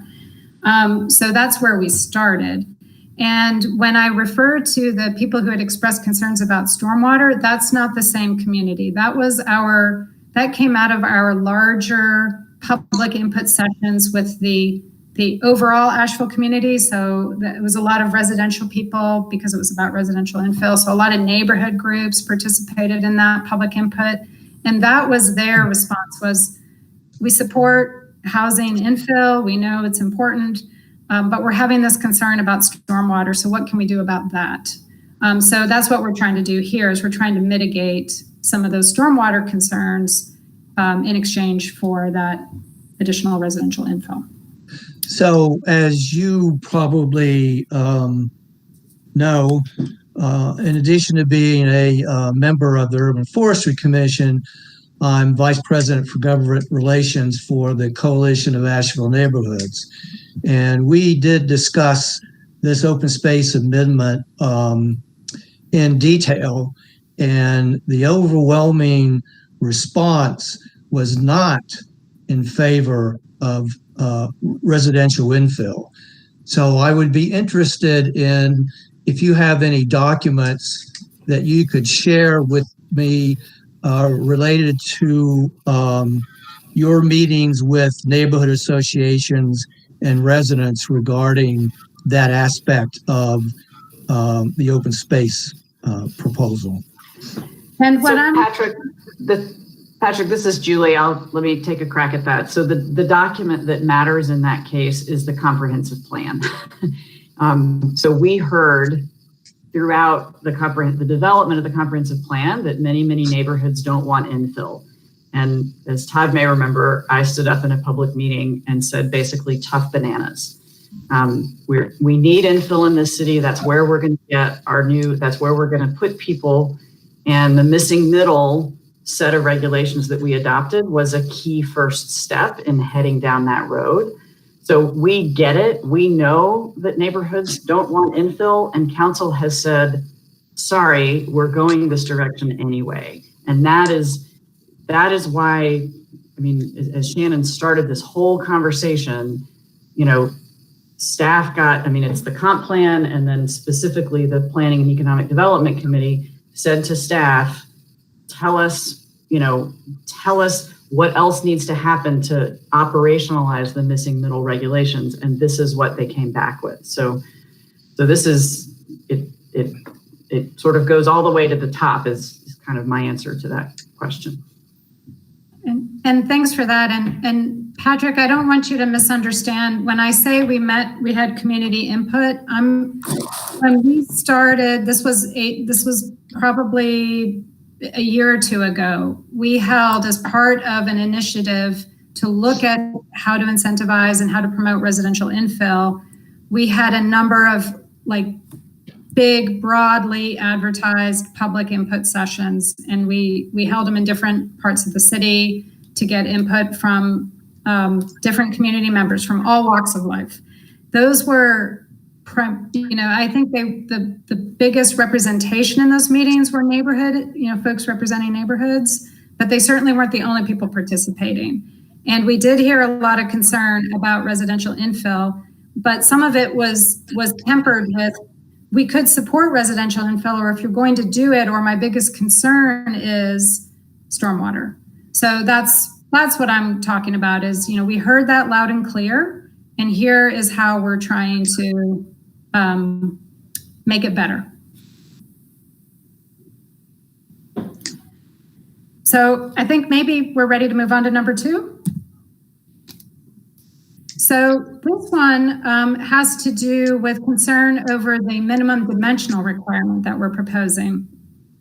And just to clarify, if it's not clear, currently the open space requires a minimum dimension of 24 feet. And this is not original to the open space. This was that was a requirement that was added. It's been a while, but I think it's probably over 10 years ago, that dimensional requirement was added to open space. And it was specifically to address a lot of development plans that we were receiving that would just, take these little slivers of property along the site that really offered no benefit. It wasn't an environmental benefit. It wasn't a cultural, social benefit. At best, it provided impervious surface, but it would just be like a little 2-foot strip around the edge of a parking lot, or a little 8-foot triangle behind a building in a corner, and they would just label that open space. And we're like, that's not good enough. That's not meeting the requirement. And we did 24 feet originally because that was the right of way that our Parks and Recreation Department said they needed to do a greenway. And we didn't want to exclude greenways from open space. So that's where that 24 foot came from. We were proposing in our draft to reduce it to 12 feet. And again, our goal, part of our big goal with this open space is to make these spaces inviting for people to enjoy and be in. So to reduce it further than 12 feet, we're concerned goes against the objective of creating that, inviting, welcoming space for people. So I'm not sure if now that we know that tree canopy preservation can overlap with open space, if this is still of great concern, or if there's something about this that our staff maybe is not recognizing, and maybe you can help us understand. I believe our issue with this one was that our suggestion was to eliminate the dimensional requirements completely. Because if you had rigid standardized dimensional requirements, again, it would preclude the opportunity to save trees because you don't have the flexibility as to where the trees are on a site. So, but I have to say, I can't remember how the dimensional requirements were written. The way they were presented to us, it had to be a certain dimension within X number of feet of the road frontage or setbacks, side yard setbacks. And we felt that they were too rigid, that as long as you can have open space anywhere on the property, it would better allow you to accommodate the protection of tree roots. I think that was our position. So we'd rather not have any dimensional requirements. So, yeah, that one might be a little bit hard to reconcile because, like I said, we're trying to create, a comfortable space for people. And if we had nothing but little strips of land, whether they supported trees or not, could make it difficult for people to actually enjoy that space. And I think I would agree with the rigidity of this being problematic if we weren't proposing to significantly reduce our open space. So we're going from 15%, 20% of a site down to potentially 5%. And just wanting that 5% to meet these more rigorous standards. And the whole trade-off is we're allowing you to reduce it so that we can get better spaces for people to be in, physically in. And again, there's nothing to preclude the open or the tree canopy preservation areas from meeting this requirement if it satisfies the other objectives or the other criteria. Ms. Tuck, can you explain what the thinking was behind having the requirement from 24 to 12 feet? What was the purpose of that? Well, we felt like 24 might be too much. We wanted more flexibility. So we were thinking, we looked at good urban space designs, a lot of little courtyard designs, and what appeared to be a good minimum standard like width. So if you had a little space in between, say downtown buildings or urban buildings, for a little courtyard, how wide does that need to be in order to accommodate a bench for seating, planting area, to allow another person to walk past you to get to a door or something like that, so you don't feel like it's all crowded. And we felt like that 12-foot minimum was what we needed. Well, I didn't set out to disagree with Ed so many times here, but one thing that occurred to me, the opening slide in your presentation shows a picnic table under a large canopy tree with people enjoying it with bikes parked to the side. And you couldn't fit that into a 12-foot dimensional space where people can enjoy the space and enjoy the shade of a canopy tree with a picnic table or what have you. So reducing from 24 to 12 feet, if you are interested in maintaining a dimensional standard, is eliminating the opportunity to both have trees and space for people in the same spot, which makes the space for people much more inviting to have the shade of a tree in the summer and the chipmunks and the birds flitting overhead and singing to you in the springtime and all that great stuff. it seems to me like a 12-foot dimensional space really has an impaired ability to both accommodate canopy trees and space for people to relax and enjoy and take a lunch break, take a smoke break, whatever they want to do outside. So of course, there's no formula. There's no specific formula for an open space area. They're going to vary widely. So images that we shared are just examples of what could be regarded as open space. So I would ask you to kind of imagine space between two urban buildings where you have a bench, not a picnic table necessarily, but like say a bench where somebody can sit. You've got maybe a 3-foot, 4-foot wide planter behind them. And we just want to leave, that has a tree of some kind. And we just want to leave enough space for another person to be able to walk past them. So that's that kind of 12-foot. I do think you can get canopy trees in a 12-foot wide space when that 12-foot wide space is also 50 feet long. So I do think there is the ability to do that. I've worked with a lot of design professionals. My background's in landscape architecture. I don't have any doubt that you can get a canopy tree and a bench and some walking space in 12 feet. And so what is hard for us to understand is the Urban Forestry's Commission recommendation that we eliminate all dimensional requirements, which means it could go down to 3 feet or 2 feet or 18 inches. That's the part that we don't quite understand. Like, what is the benefit to either trees or open space when there is no minimum dimensional requirement? Shannon, just taking a look at the draft code, the way it's written too, I'm not sure if I'm misunderstanding something, but in the dimensional requirements in the draft code, we're saying that the minimum dimension of any open space shall measure at least 12 feet in all directions. So that would be 144 square feet.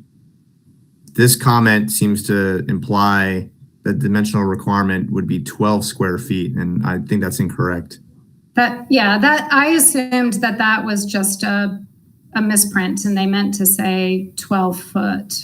Yeah, that's correct. Yeah, it goes on to say 12 foot, and yeah.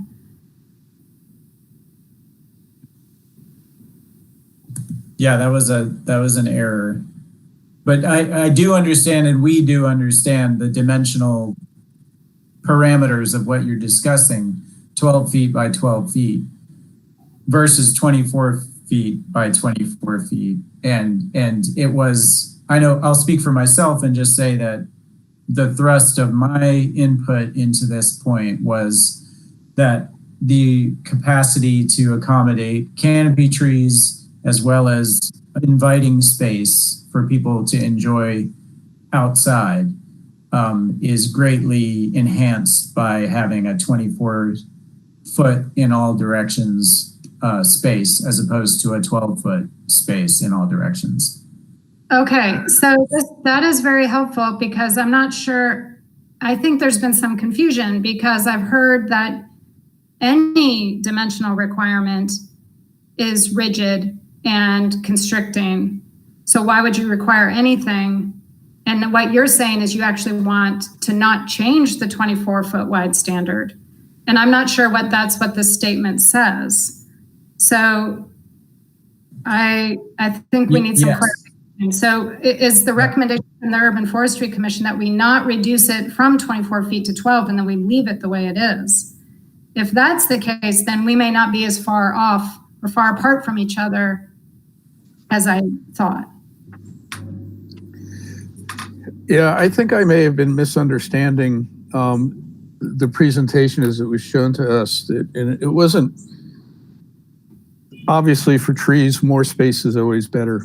The rigid standards, the way I saw it, was that it had to be contiguous to the front setback, side setbacks, and it eliminated the contiguous nature, eliminated our flexibility to save trees because you just don't pick where they are on a site.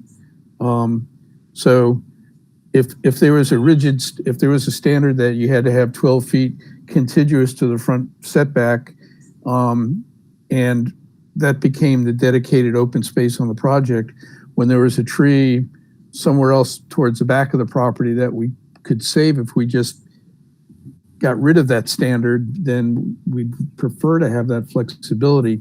And I think that's why we were saying just eliminate the spatial, the dimensional requirements, just so long as the space is provided somewhere without it having to be contiguous to setbacks. Okay, so contiguity, I don't know that contiguity as a dimensional requirement, so I think that might be the confusion. Okay. I remember that Vidila presented a table to us. Patrick, remember that? I think you were with me at the time, or maybe it was Sharon, I can't remember who, where these dimensional requirements were contiguous to setbacks. And we had that conversation about it being a limiting feature. So maybe I just misunderstood the whole presentation.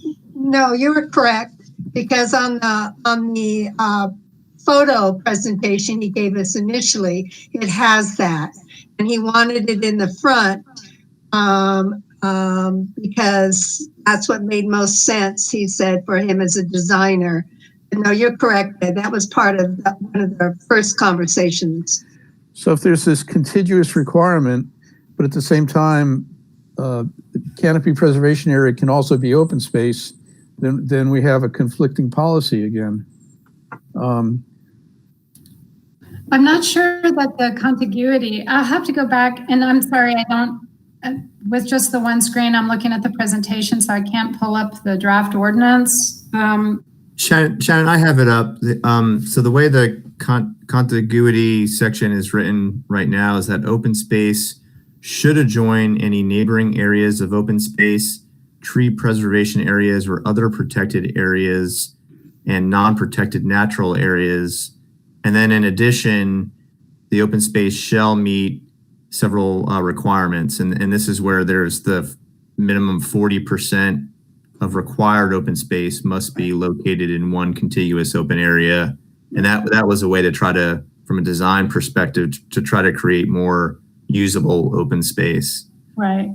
And then there is that front sort of setback or locating open space in the front. There is another section about that. Okay, well, so it sounds like there could be some room for us to look at that. I don't know what the real value of having it be contiguous to a front setback is, so I'm happy to look at that. I'm not sure where that came from or what the rationale behind that was. I know that the 40%, having at least 40% of your open space in one, one polygon or whatever was deliberate, because we don't want them to do 144 square feet here and 144 square feet there and just scattershot it. We want at least one sort of usable space that's a little bit conglomerated. And then as far as the other language goes, that was deliberately a should. We're trying to tell people you should try to locate your open space in places where it joins other open spaces, but that isn't a requirement. So again, I think on this point, we may not be as far apart as originally thought. So I think that one we'll go back and look at, and I think we can maybe come back with some better information for you or some new code. And just, I could provide a little bit more detail on that front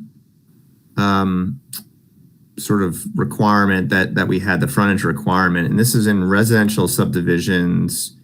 The code, the way it's written right now, it says that open spaces shall have at least one side along that street frontage, measuring at least 40 feet wide for a minimum depth of 20 feet. But there's an alternative to that where we say that you could have a path or trail minimum of 12 feet wide to connect to open space elsewhere on the site. And the intent there was that we were, again, trying to create more accessible open space to people by locating it at the front of the property. But there is this alternative to have a pathway that leads to that contiguous open space elsewhere on the property. Yeah, so if that's what he's referring to, that I might have gotten confused by the term setback, but if it's to have it along the frontage of the road, like Todd said, that was for just to be able to make that open space accessible. Because what happened with subdivisions is people would put their lots, they'd prioritize the division of the land for sale for those individual homes, and then they would just put this little no man's scrubby, steep section that was at the back of a bunch of lots, and they would call that their open space. And so it didn't create space that people could really use or benefit from. Right. And so our main point with this is, again, just the flexibility to move the open space around to meet tree protection needs. So I think that if we still have open space, but we can shift it and not be stuck with it being along the frontage, but we can place the open space where the tree roots might be, then I think we might be all better off. That's sort of our bottom line. And I think with this standard, you would just have to provide a path to it. Sure. Yeah. So it may be that it'll work out fine. So we'll take a look at that. I think we know what we need to look at there. So are we ready to move on to the next item? So this one had to do with in addressing environmental injustice for Asheville's low-income neighborhoods by not allowing any exemptions for developments within a half mile of Asheville's public housing developments. So I had two questions about this. One was I wanted to make sure I understood what you all meant by exemptions. We have, in our ordinance, we think of them as we do have specific exemptions saying these properties don't have to do have to do open space, but then we also have properties that are eligible for reductions. So I wasn't sure if you were saying don't allow any exemptions within a half mile or don't allow any reductions. I drafted this one, and it was based on, I was focusing on the reductions, the option to get reductions in open space in properties in the surrounding neighborhoods around public housing developments. So that's what I was focused on at the time. When you say exemptions, what do you mean by that? I'm not sure that I'm even familiar with the exemptions. Well, that's actually the next slide or the next point is, like, for instance, our central business district doesn't. Oh, right. Yeah. For example, open space in the central business district. Now I understand what you mean. Okay. So anyway, that was the focus was on reductions in open space for developments within the neighborhoods surrounding public housing developments. And this, as we probably all know, public housing developments in the surrounding neighborhoods are suffering from the most intense effects of urban canopy loss and heat island effects.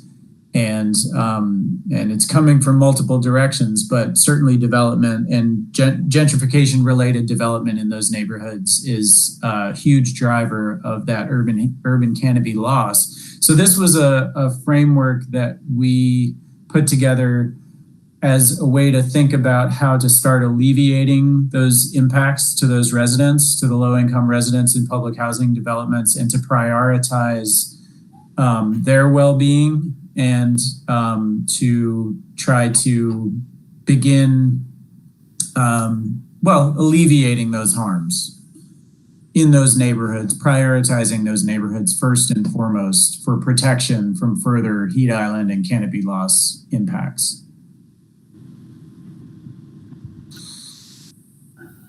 So this one is a little bit tricky. I don't know that Eric, I don't know if you have an opinion on whether or not we could treat properties within proximity to public housing differently than properties that are more than a half mile. Like if you're 0.48 and your next door neighbor is 0.52 and they don't have to do what you have to do, I don't know if that's problematic or not. And I would defer to Eric. The other is that our other concern is that it would make affordable housing more difficult because you're going to have a higher open space requirement. And it also wouldn't, it potentially wouldn't trigger all of the changes or the criteria that we're asking to make those spaces more inviting and enjoyable for people. And we definitely want low-income folks to have access to the same amenities that everybody else would have. This draft was supported by the Affordable Housing Advisory Committee and some of the affordable housing developers. They were also some of those folks who identified open space as being an obstacle to infill. So this one might be a little bit tough for us to accommodate. But I think we understand it. It may have to be a point that we have to just maybe disagree on. I'm not sure. Well, Shannon, maybe there's another way to look at this. What is it that the city can do to acknowledge the harms that have occurred in these neighborhoods? And what kind of a gesture can be made by the city to alleviate those harms and promote the health and well-being of residents in those neighborhoods who are suffering from these health impacts from the heat island effects? Well, I do think there's a ton of stuff the city can do, but I'm not sure it's part of a development requirement. The city is currently doing their 30, 60, 90-day plan, looking at all kinds of equity initiatives and disparity studies and, reallocating resources. So I do think there's a lot the city can do. I'm not sure how this open space amendment is going to achieve that particular goal without actually creating some unintended consequences. Shannon, I'd like to make a comment on when it went to affordable housing. That was the first iteration. It hasn't gone back to affordable housing other than that one time.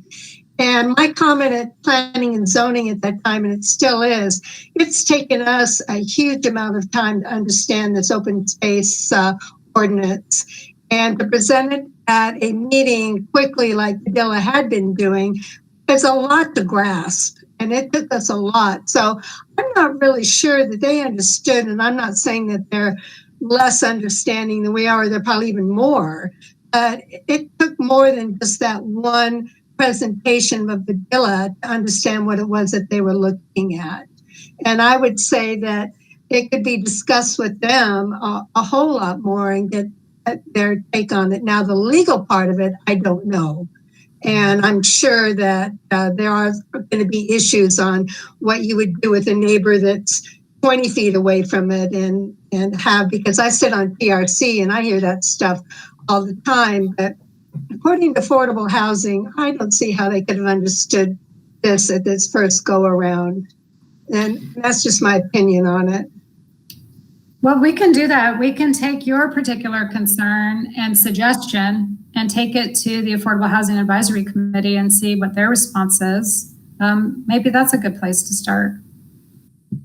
I think they would have a good objective answer to that, much more so than I would.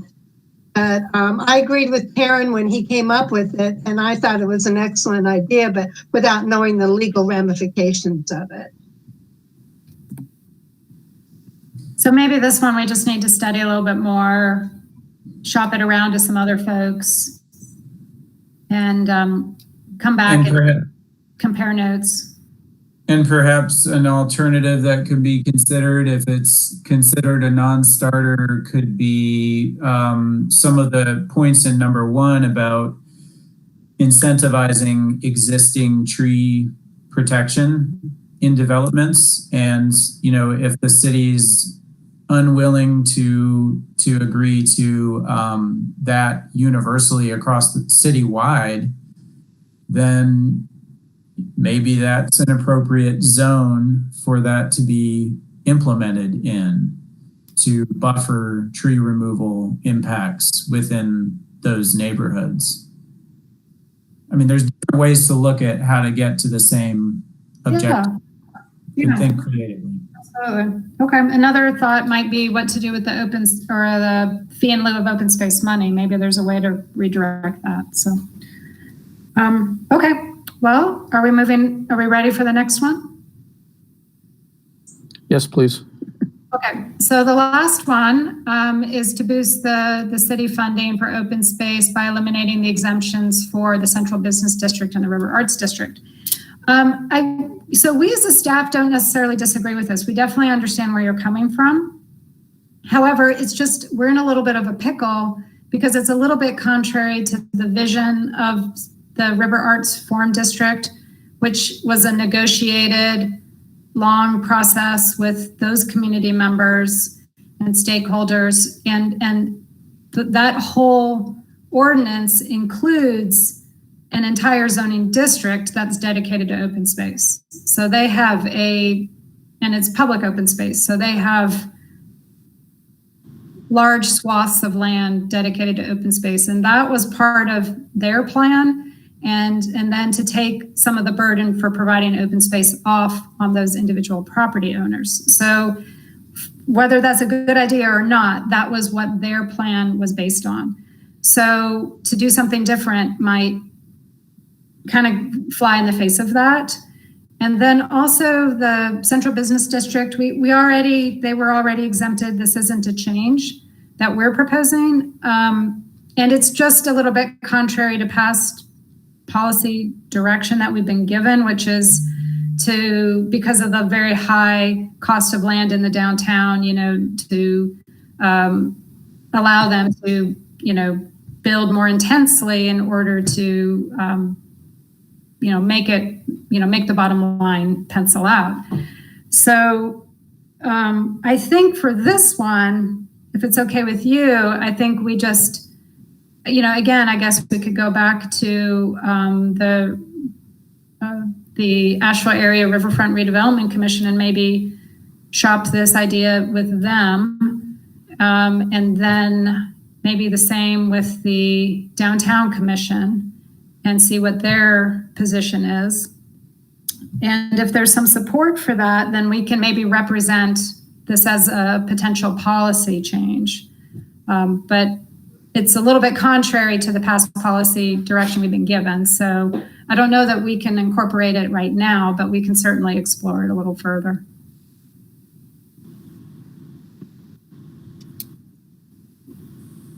Yeah, I guess my bottom line on this is that these are the most profitable places to develop. They are the most valuable properties. And so the amount of fee in lieu that could be obtained through these developments for park and public space acquisition would be significant in these areas, and sort of in the old, everybody should pay their fair share sort of mentality. It could be pitched in a patriotic sense to the developers of the RAD and downtown Central Business District. It occurs to me there's not a shortage of profits to be made in developing those areas.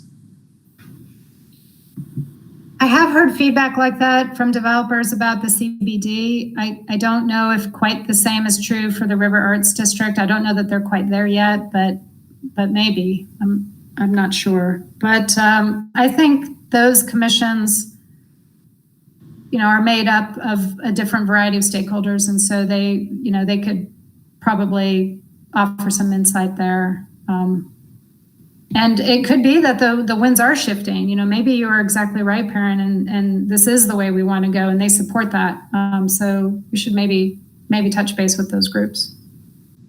Can I ask a question? Shannon, when you mentioned public open space in the RAD, now I know RAD tip in itself doesn't have any open space.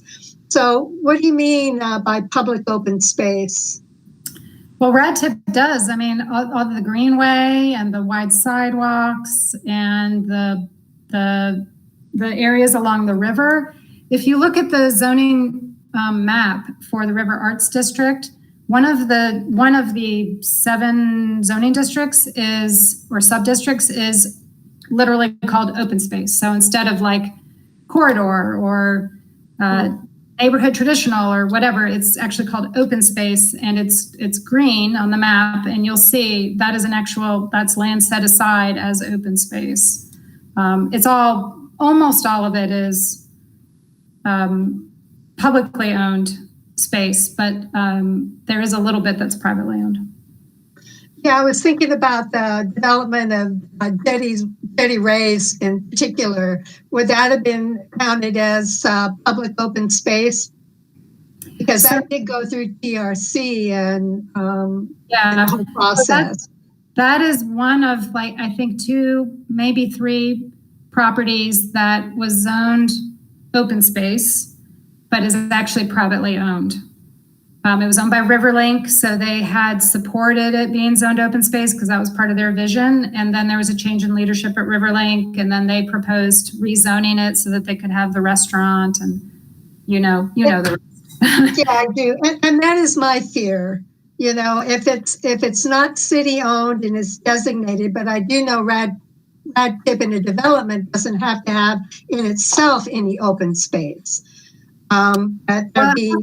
It depends on what you mean by open space, because Rad Tip actually has quite a lot of open space.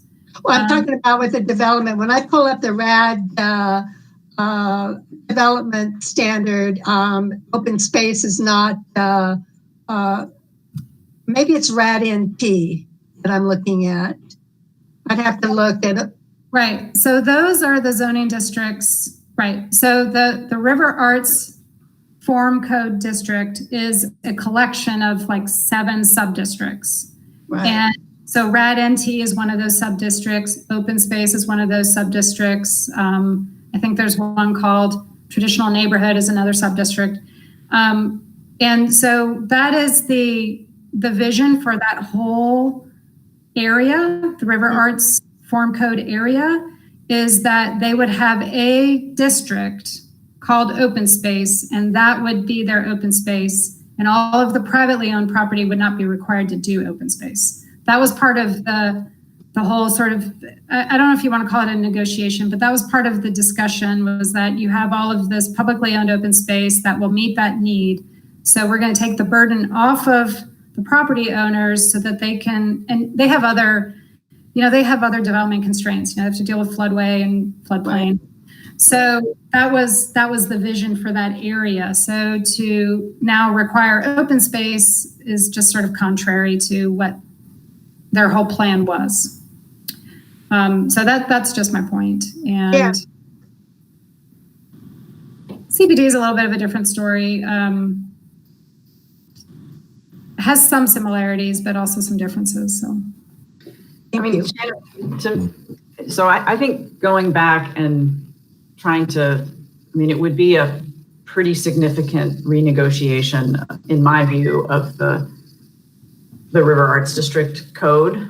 I would be worried about the storm that might generate, again, in an area that has probably more public open space than any other part of the city right now. And we talked about this, I think, at this meeting the last time this came up. It's that I was trying to explain that was the justification for not having it, is because there is all of this open space. I didn't realize it was such a key part of the sort of the negotiation and the deal, but it certainly makes sense to me. So I would tread very lightly on doing that. I suppose it doesn't hurt to put it on the agenda of the Riverfront Redevelopment Commission, but I think that would open a Pandora's box that, frankly, we might not want to open, because I guarantee you, Riverlink will try to come in and get their property zoned something other than open space, because even though, Sharon, it's privately owned, it is still zoned open space, and whoever, whether it's them or somebody else, they're still going to have to meet the requirements of open space, and what they can build on that property is very limited. So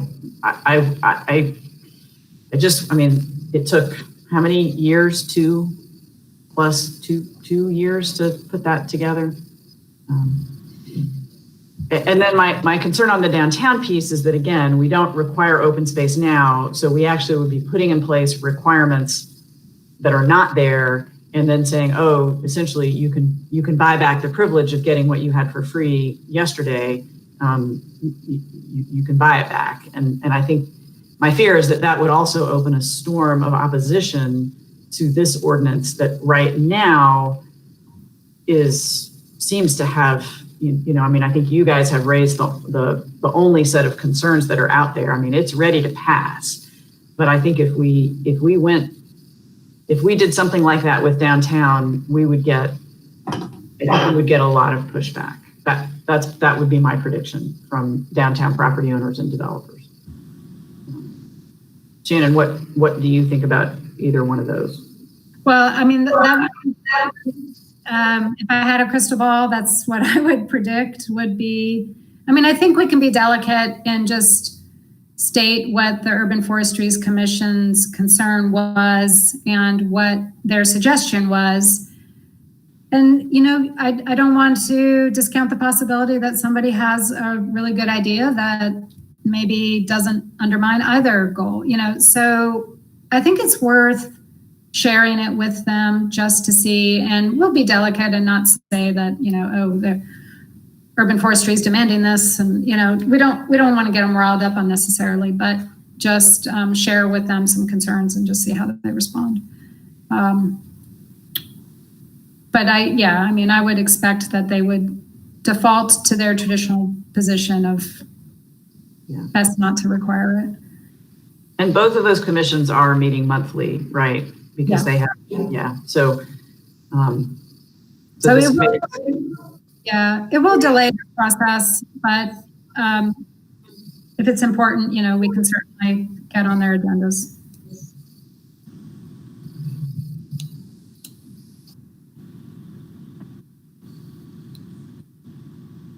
So that's all I had.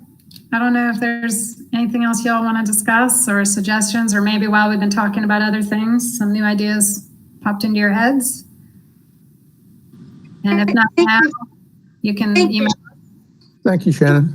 Yeah, thank you for working with us on this so clearly and succinctly, because it's been a slog all the way around, and you just cut to the chase and made it easy and understandable, and thank you. Yeah, thank you a lot, because at least if we don't agree on everything, at least we have an understanding where everybody is. Yes. And we, it's kind of a yin and yang thing. Let's work out the best compatible situation we can. We want you to support the amendment. So just and if you can't support it, we understand. If you can support it with reservations, that's okay too. Maybe that's where we hope to get, is that you support most of it, but you still have a couple concerns or something like that. So I think we're not, I don't think anybody's against the concept of higher density in some places. I think it's just how it happens. Sure. This is really appreciate understanding the intent, I think, behind some of the questions, so we could try to see if there's any creative solutions to meeting the intent with your recommendations. So it was very helpful for us. Thank you. Okay. Yeah, I have to say it was kind of funny because it was me, Todd, and Vidila, and we're reading your resolution. We're like, what do you think they mean this, or do you think? So we really appreciate you giving us this time so that we can, if we understand what your concerns are and what's behind them, then maybe we can be more constructive. So we appreciate it. Thank you for approaching us with an open mind, and this has been really productive. Thank you. Thanks. You bet. Thank you. Let's move on to the next item, which is the recommended tree species list. A lot of these items we can move pretty fast on the rest of the way, even though we're well into 2 hours of meeting, but I think we can move through a lot of this fairly fast. I think that's Nancy and Ed. We're going to address that. Yeah, I'll start. Try to be really quick. We're looking at the list, and Sharon and I were looking at the list and realized that maybe the list as we know it doesn't really meet our future needs. And I threw Sharon a species list from a different jurisdiction in a different world that had a lot more detail on how trees perform in urban environments given different planting situations. And I think in the interim, Sharon's reviewing the list now and putting canopy attributes on the trees, which we need for the new amendment. And I'm going to review that when she's done, but we're going to eventually work on throwing out that old list and building a new one. That's a lot more comprehensive. I did really quick, did only about 5 or 6 notes and sent it to Nancy and said, I cannot even begin because there's so much more information depending on how the tree is grown, where it's grown, all of its environmental situations. So Nancy needed something for the new tree protection ordinance. So I just went through, remove ash trees, or I don't think Tuya occidentalis counts as a canopy tree. And Nancy and I had kind of a discussion on it, but I pretty much left it the same other than a couple of my own opinions on it because it really needs to be redone. And staff really needs to have something to work on now. So staff is going to work temporarily on whatever Nancy puts together.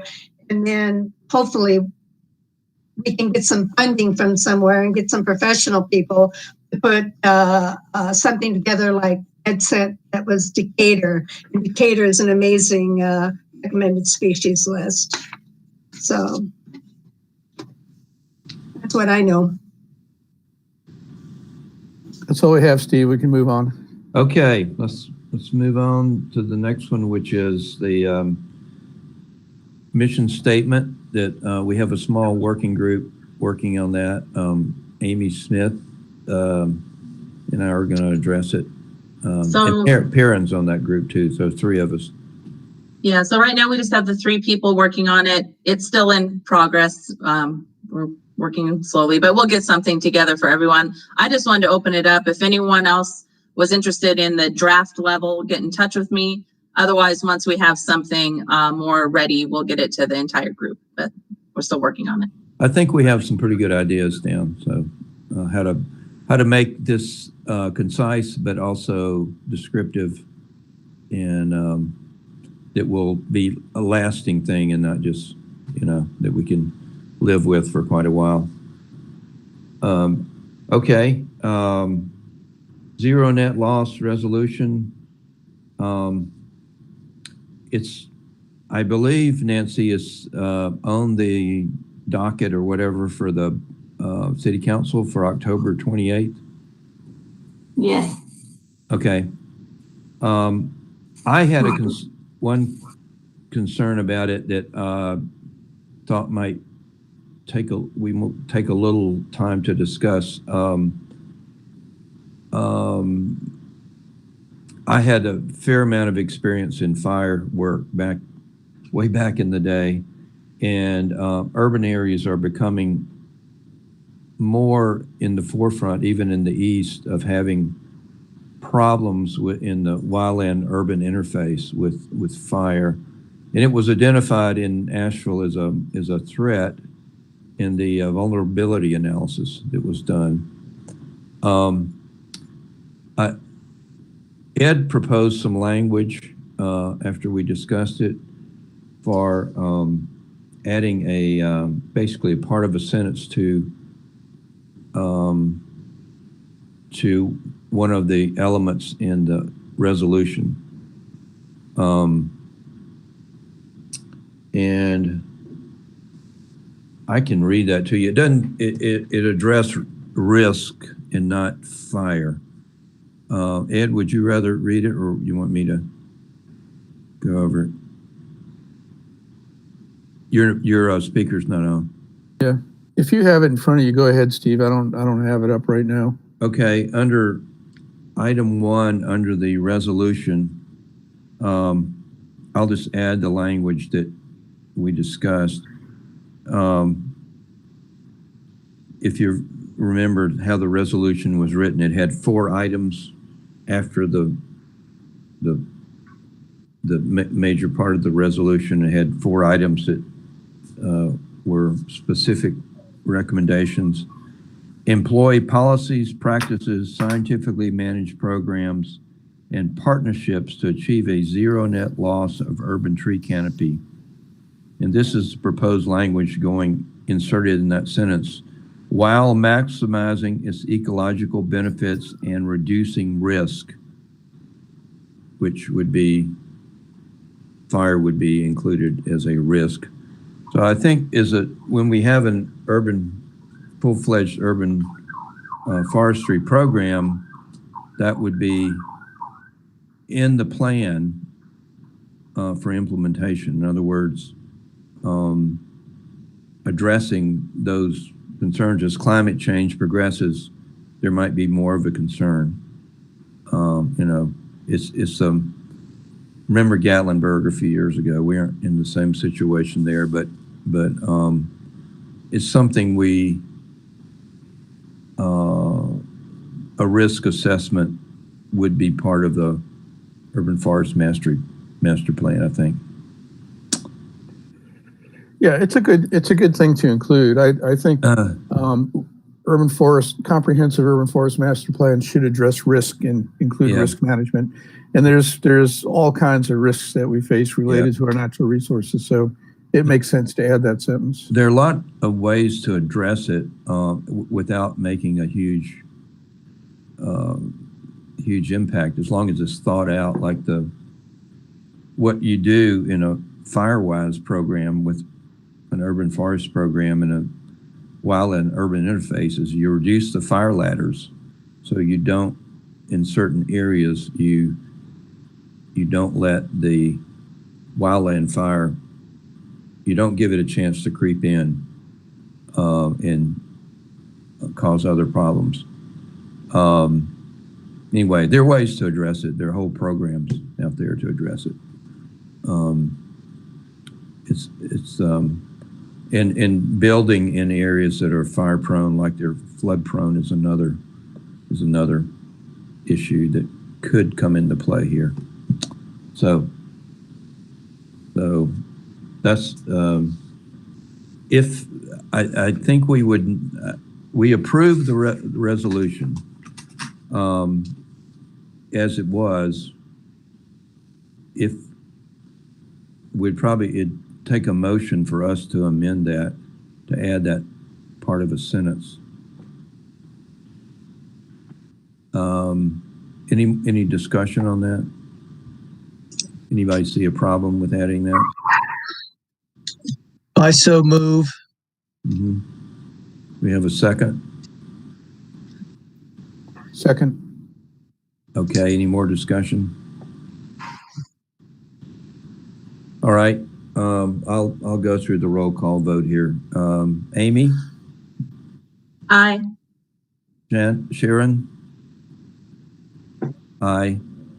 Karen? Aye. Where are we? I lost it. Patrick? Aye. Ed? Aye. And I vote aye. Dawn had to leave. So, okay, so that motion passes. So we'll propose that part of a sentence be added to the resolution. Okay, Environmental Justice Initiative. Perrin? Next item. Oh, your speaker's not on. Sorry about that. I was stranded. So I have been buried in litigation since our last meeting and have not been able to work on this. And Dawn has left the meeting, so we don't have an opportunity to get a progress report from her. So I need to catch up with her about this in between now and the meeting, and hopefully we can continue the discussion next month. Okay.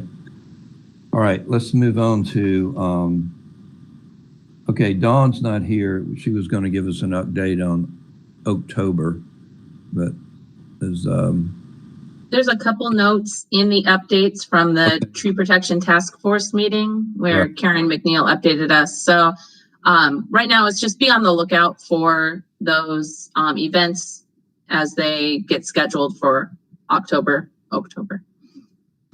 Okay. All right. Anything else on that? Okay, we can move on to new business.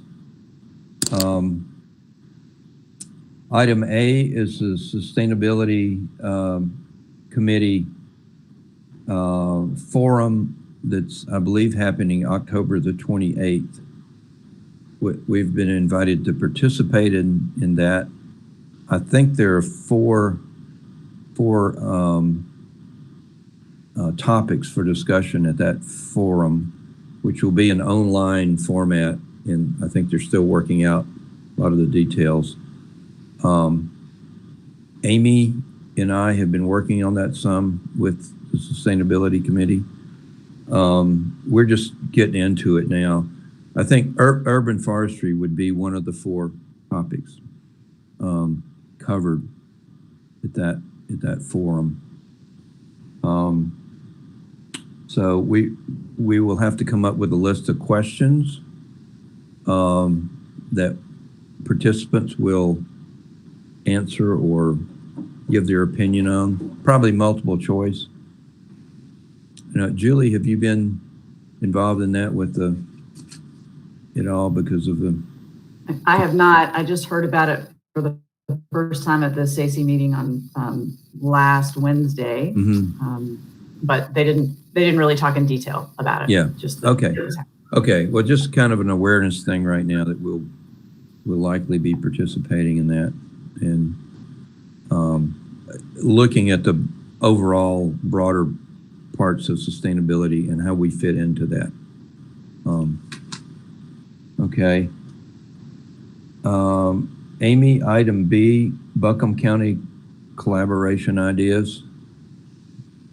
All right, so I know we're running out of time. So just as a new item to consider. So we've gotten through the ordinance amendments for now, and we know that we're working on a comprehensive master plan for urban forestry and an urban forester. But thinking beyond all of that to how the city of Asheville can be a part of a broader regional approach to urban forestry or forestry protection overall. It's not just the city trees that are part of the eco benefits of trees. We need to look at a broader scale as well. And so at this point, it's just making us aware as a commission of starting to think of ways that we can coordinate with our county partners, with other municipalities in the county, and sort of starting that process of collaboration. We identified collaboration as one of our goals for this group, working with other city commissions, but then going beyond that as well. So I just wanted to bring it up at this point as an idea of something that we maybe want to have a working group, maybe want to see what other kind of pieces we can put into that countywide collaboration piece. I don't have much more than that at this point. It's something that the Tree Protection Task Force brought up. So I know that there are community members who are interested in this, and we'll leverage that, of course. But what else can we do as a commission to put that on our radar? So I just want to bring it up. So if there's any other discussion at this point, otherwise it might be something that a working group takes on down the road. A great idea, Amy, because I get a few amount of emails from county people asking about their ordinances and protection. And I'm now starting to get another booklet of what county ordinances look like. So it's time. So thank you. Okay. Of course. Great. Thanks. The last item under new business is commission meetings through the rest of the year. Because of the way I understand it is partly because of personnel support needed to run commission meetings. The city would like for some commissions to meet just by exchanging information rather than having a formal meeting like we have been. We do have the requirement for alternative compliance, which puts us in a little bit different situation. Plus, we have an awful lot going on. So I think most of us feel like we should continue to meet the rest of the year. Probably wouldn't have a December meeting anyway. We usually don't. But so that's just 2 more meetings this year. Julie, I know I think we have to work through our liaison to make sure that we're doing the proper protocol to have a meeting. Is that true? Do you mean by that? Do you mean just making sure that the staff knows that you want to meet for the rest of the year? Well, I saw a memo last week, the first time I'd seen it, and Nancy, you know the memo. I think it refers to our assigned commission member to basically request having meetings. Whatever we need to do. Does anybody think we not need to meet? I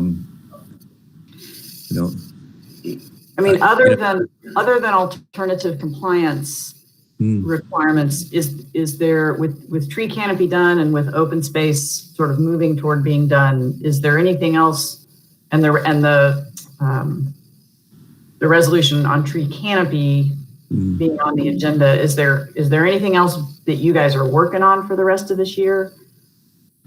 We have fair number. We have working groups that are working on several things. I guess my question is sort of, are you anticipating that any of those, that you will be sort of making any additional recommendations up to council this year about it? I think we would have the mission statement done by, I would say by November, if not October. So that might be one that we would have on the table. I mean, it's not a huge thing, but that one would be ready. Yeah, I think just with the resolution, mission statement, and alternative compliances, we don't know what we're going to get, except it doesn't come in until later.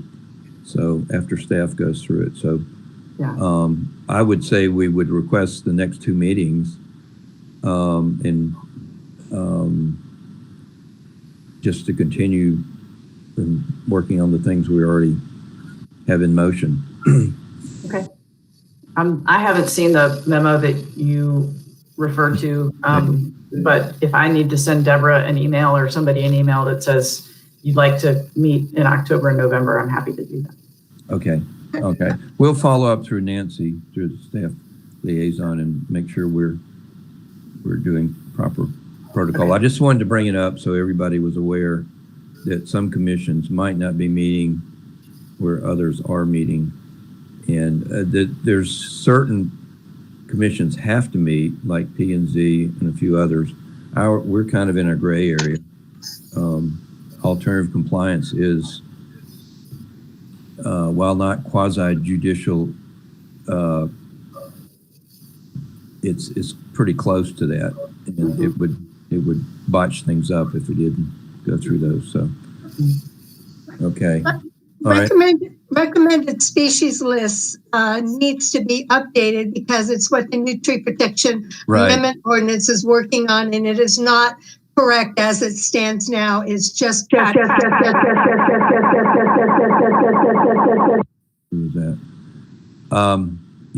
Well, that alone, working with the city on the implementation of the new ordinance, because we'll, we need to be tied in with that as far as tree credits and that sort of thing. So, okay. All right. have a motion to adjourn? I so move. All right, you got a second? I second. Okay, I'll go through the roll call real quick. Amy? Aye. Sharon? Aye. Aye.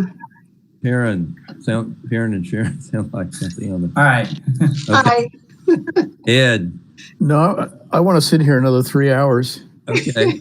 Okay. All right, you can. Aye. No problem. Patrick? Aye. I vote aye. All right, meeting adjourned. Adios. Thanks. Thanks, everybody. everyone.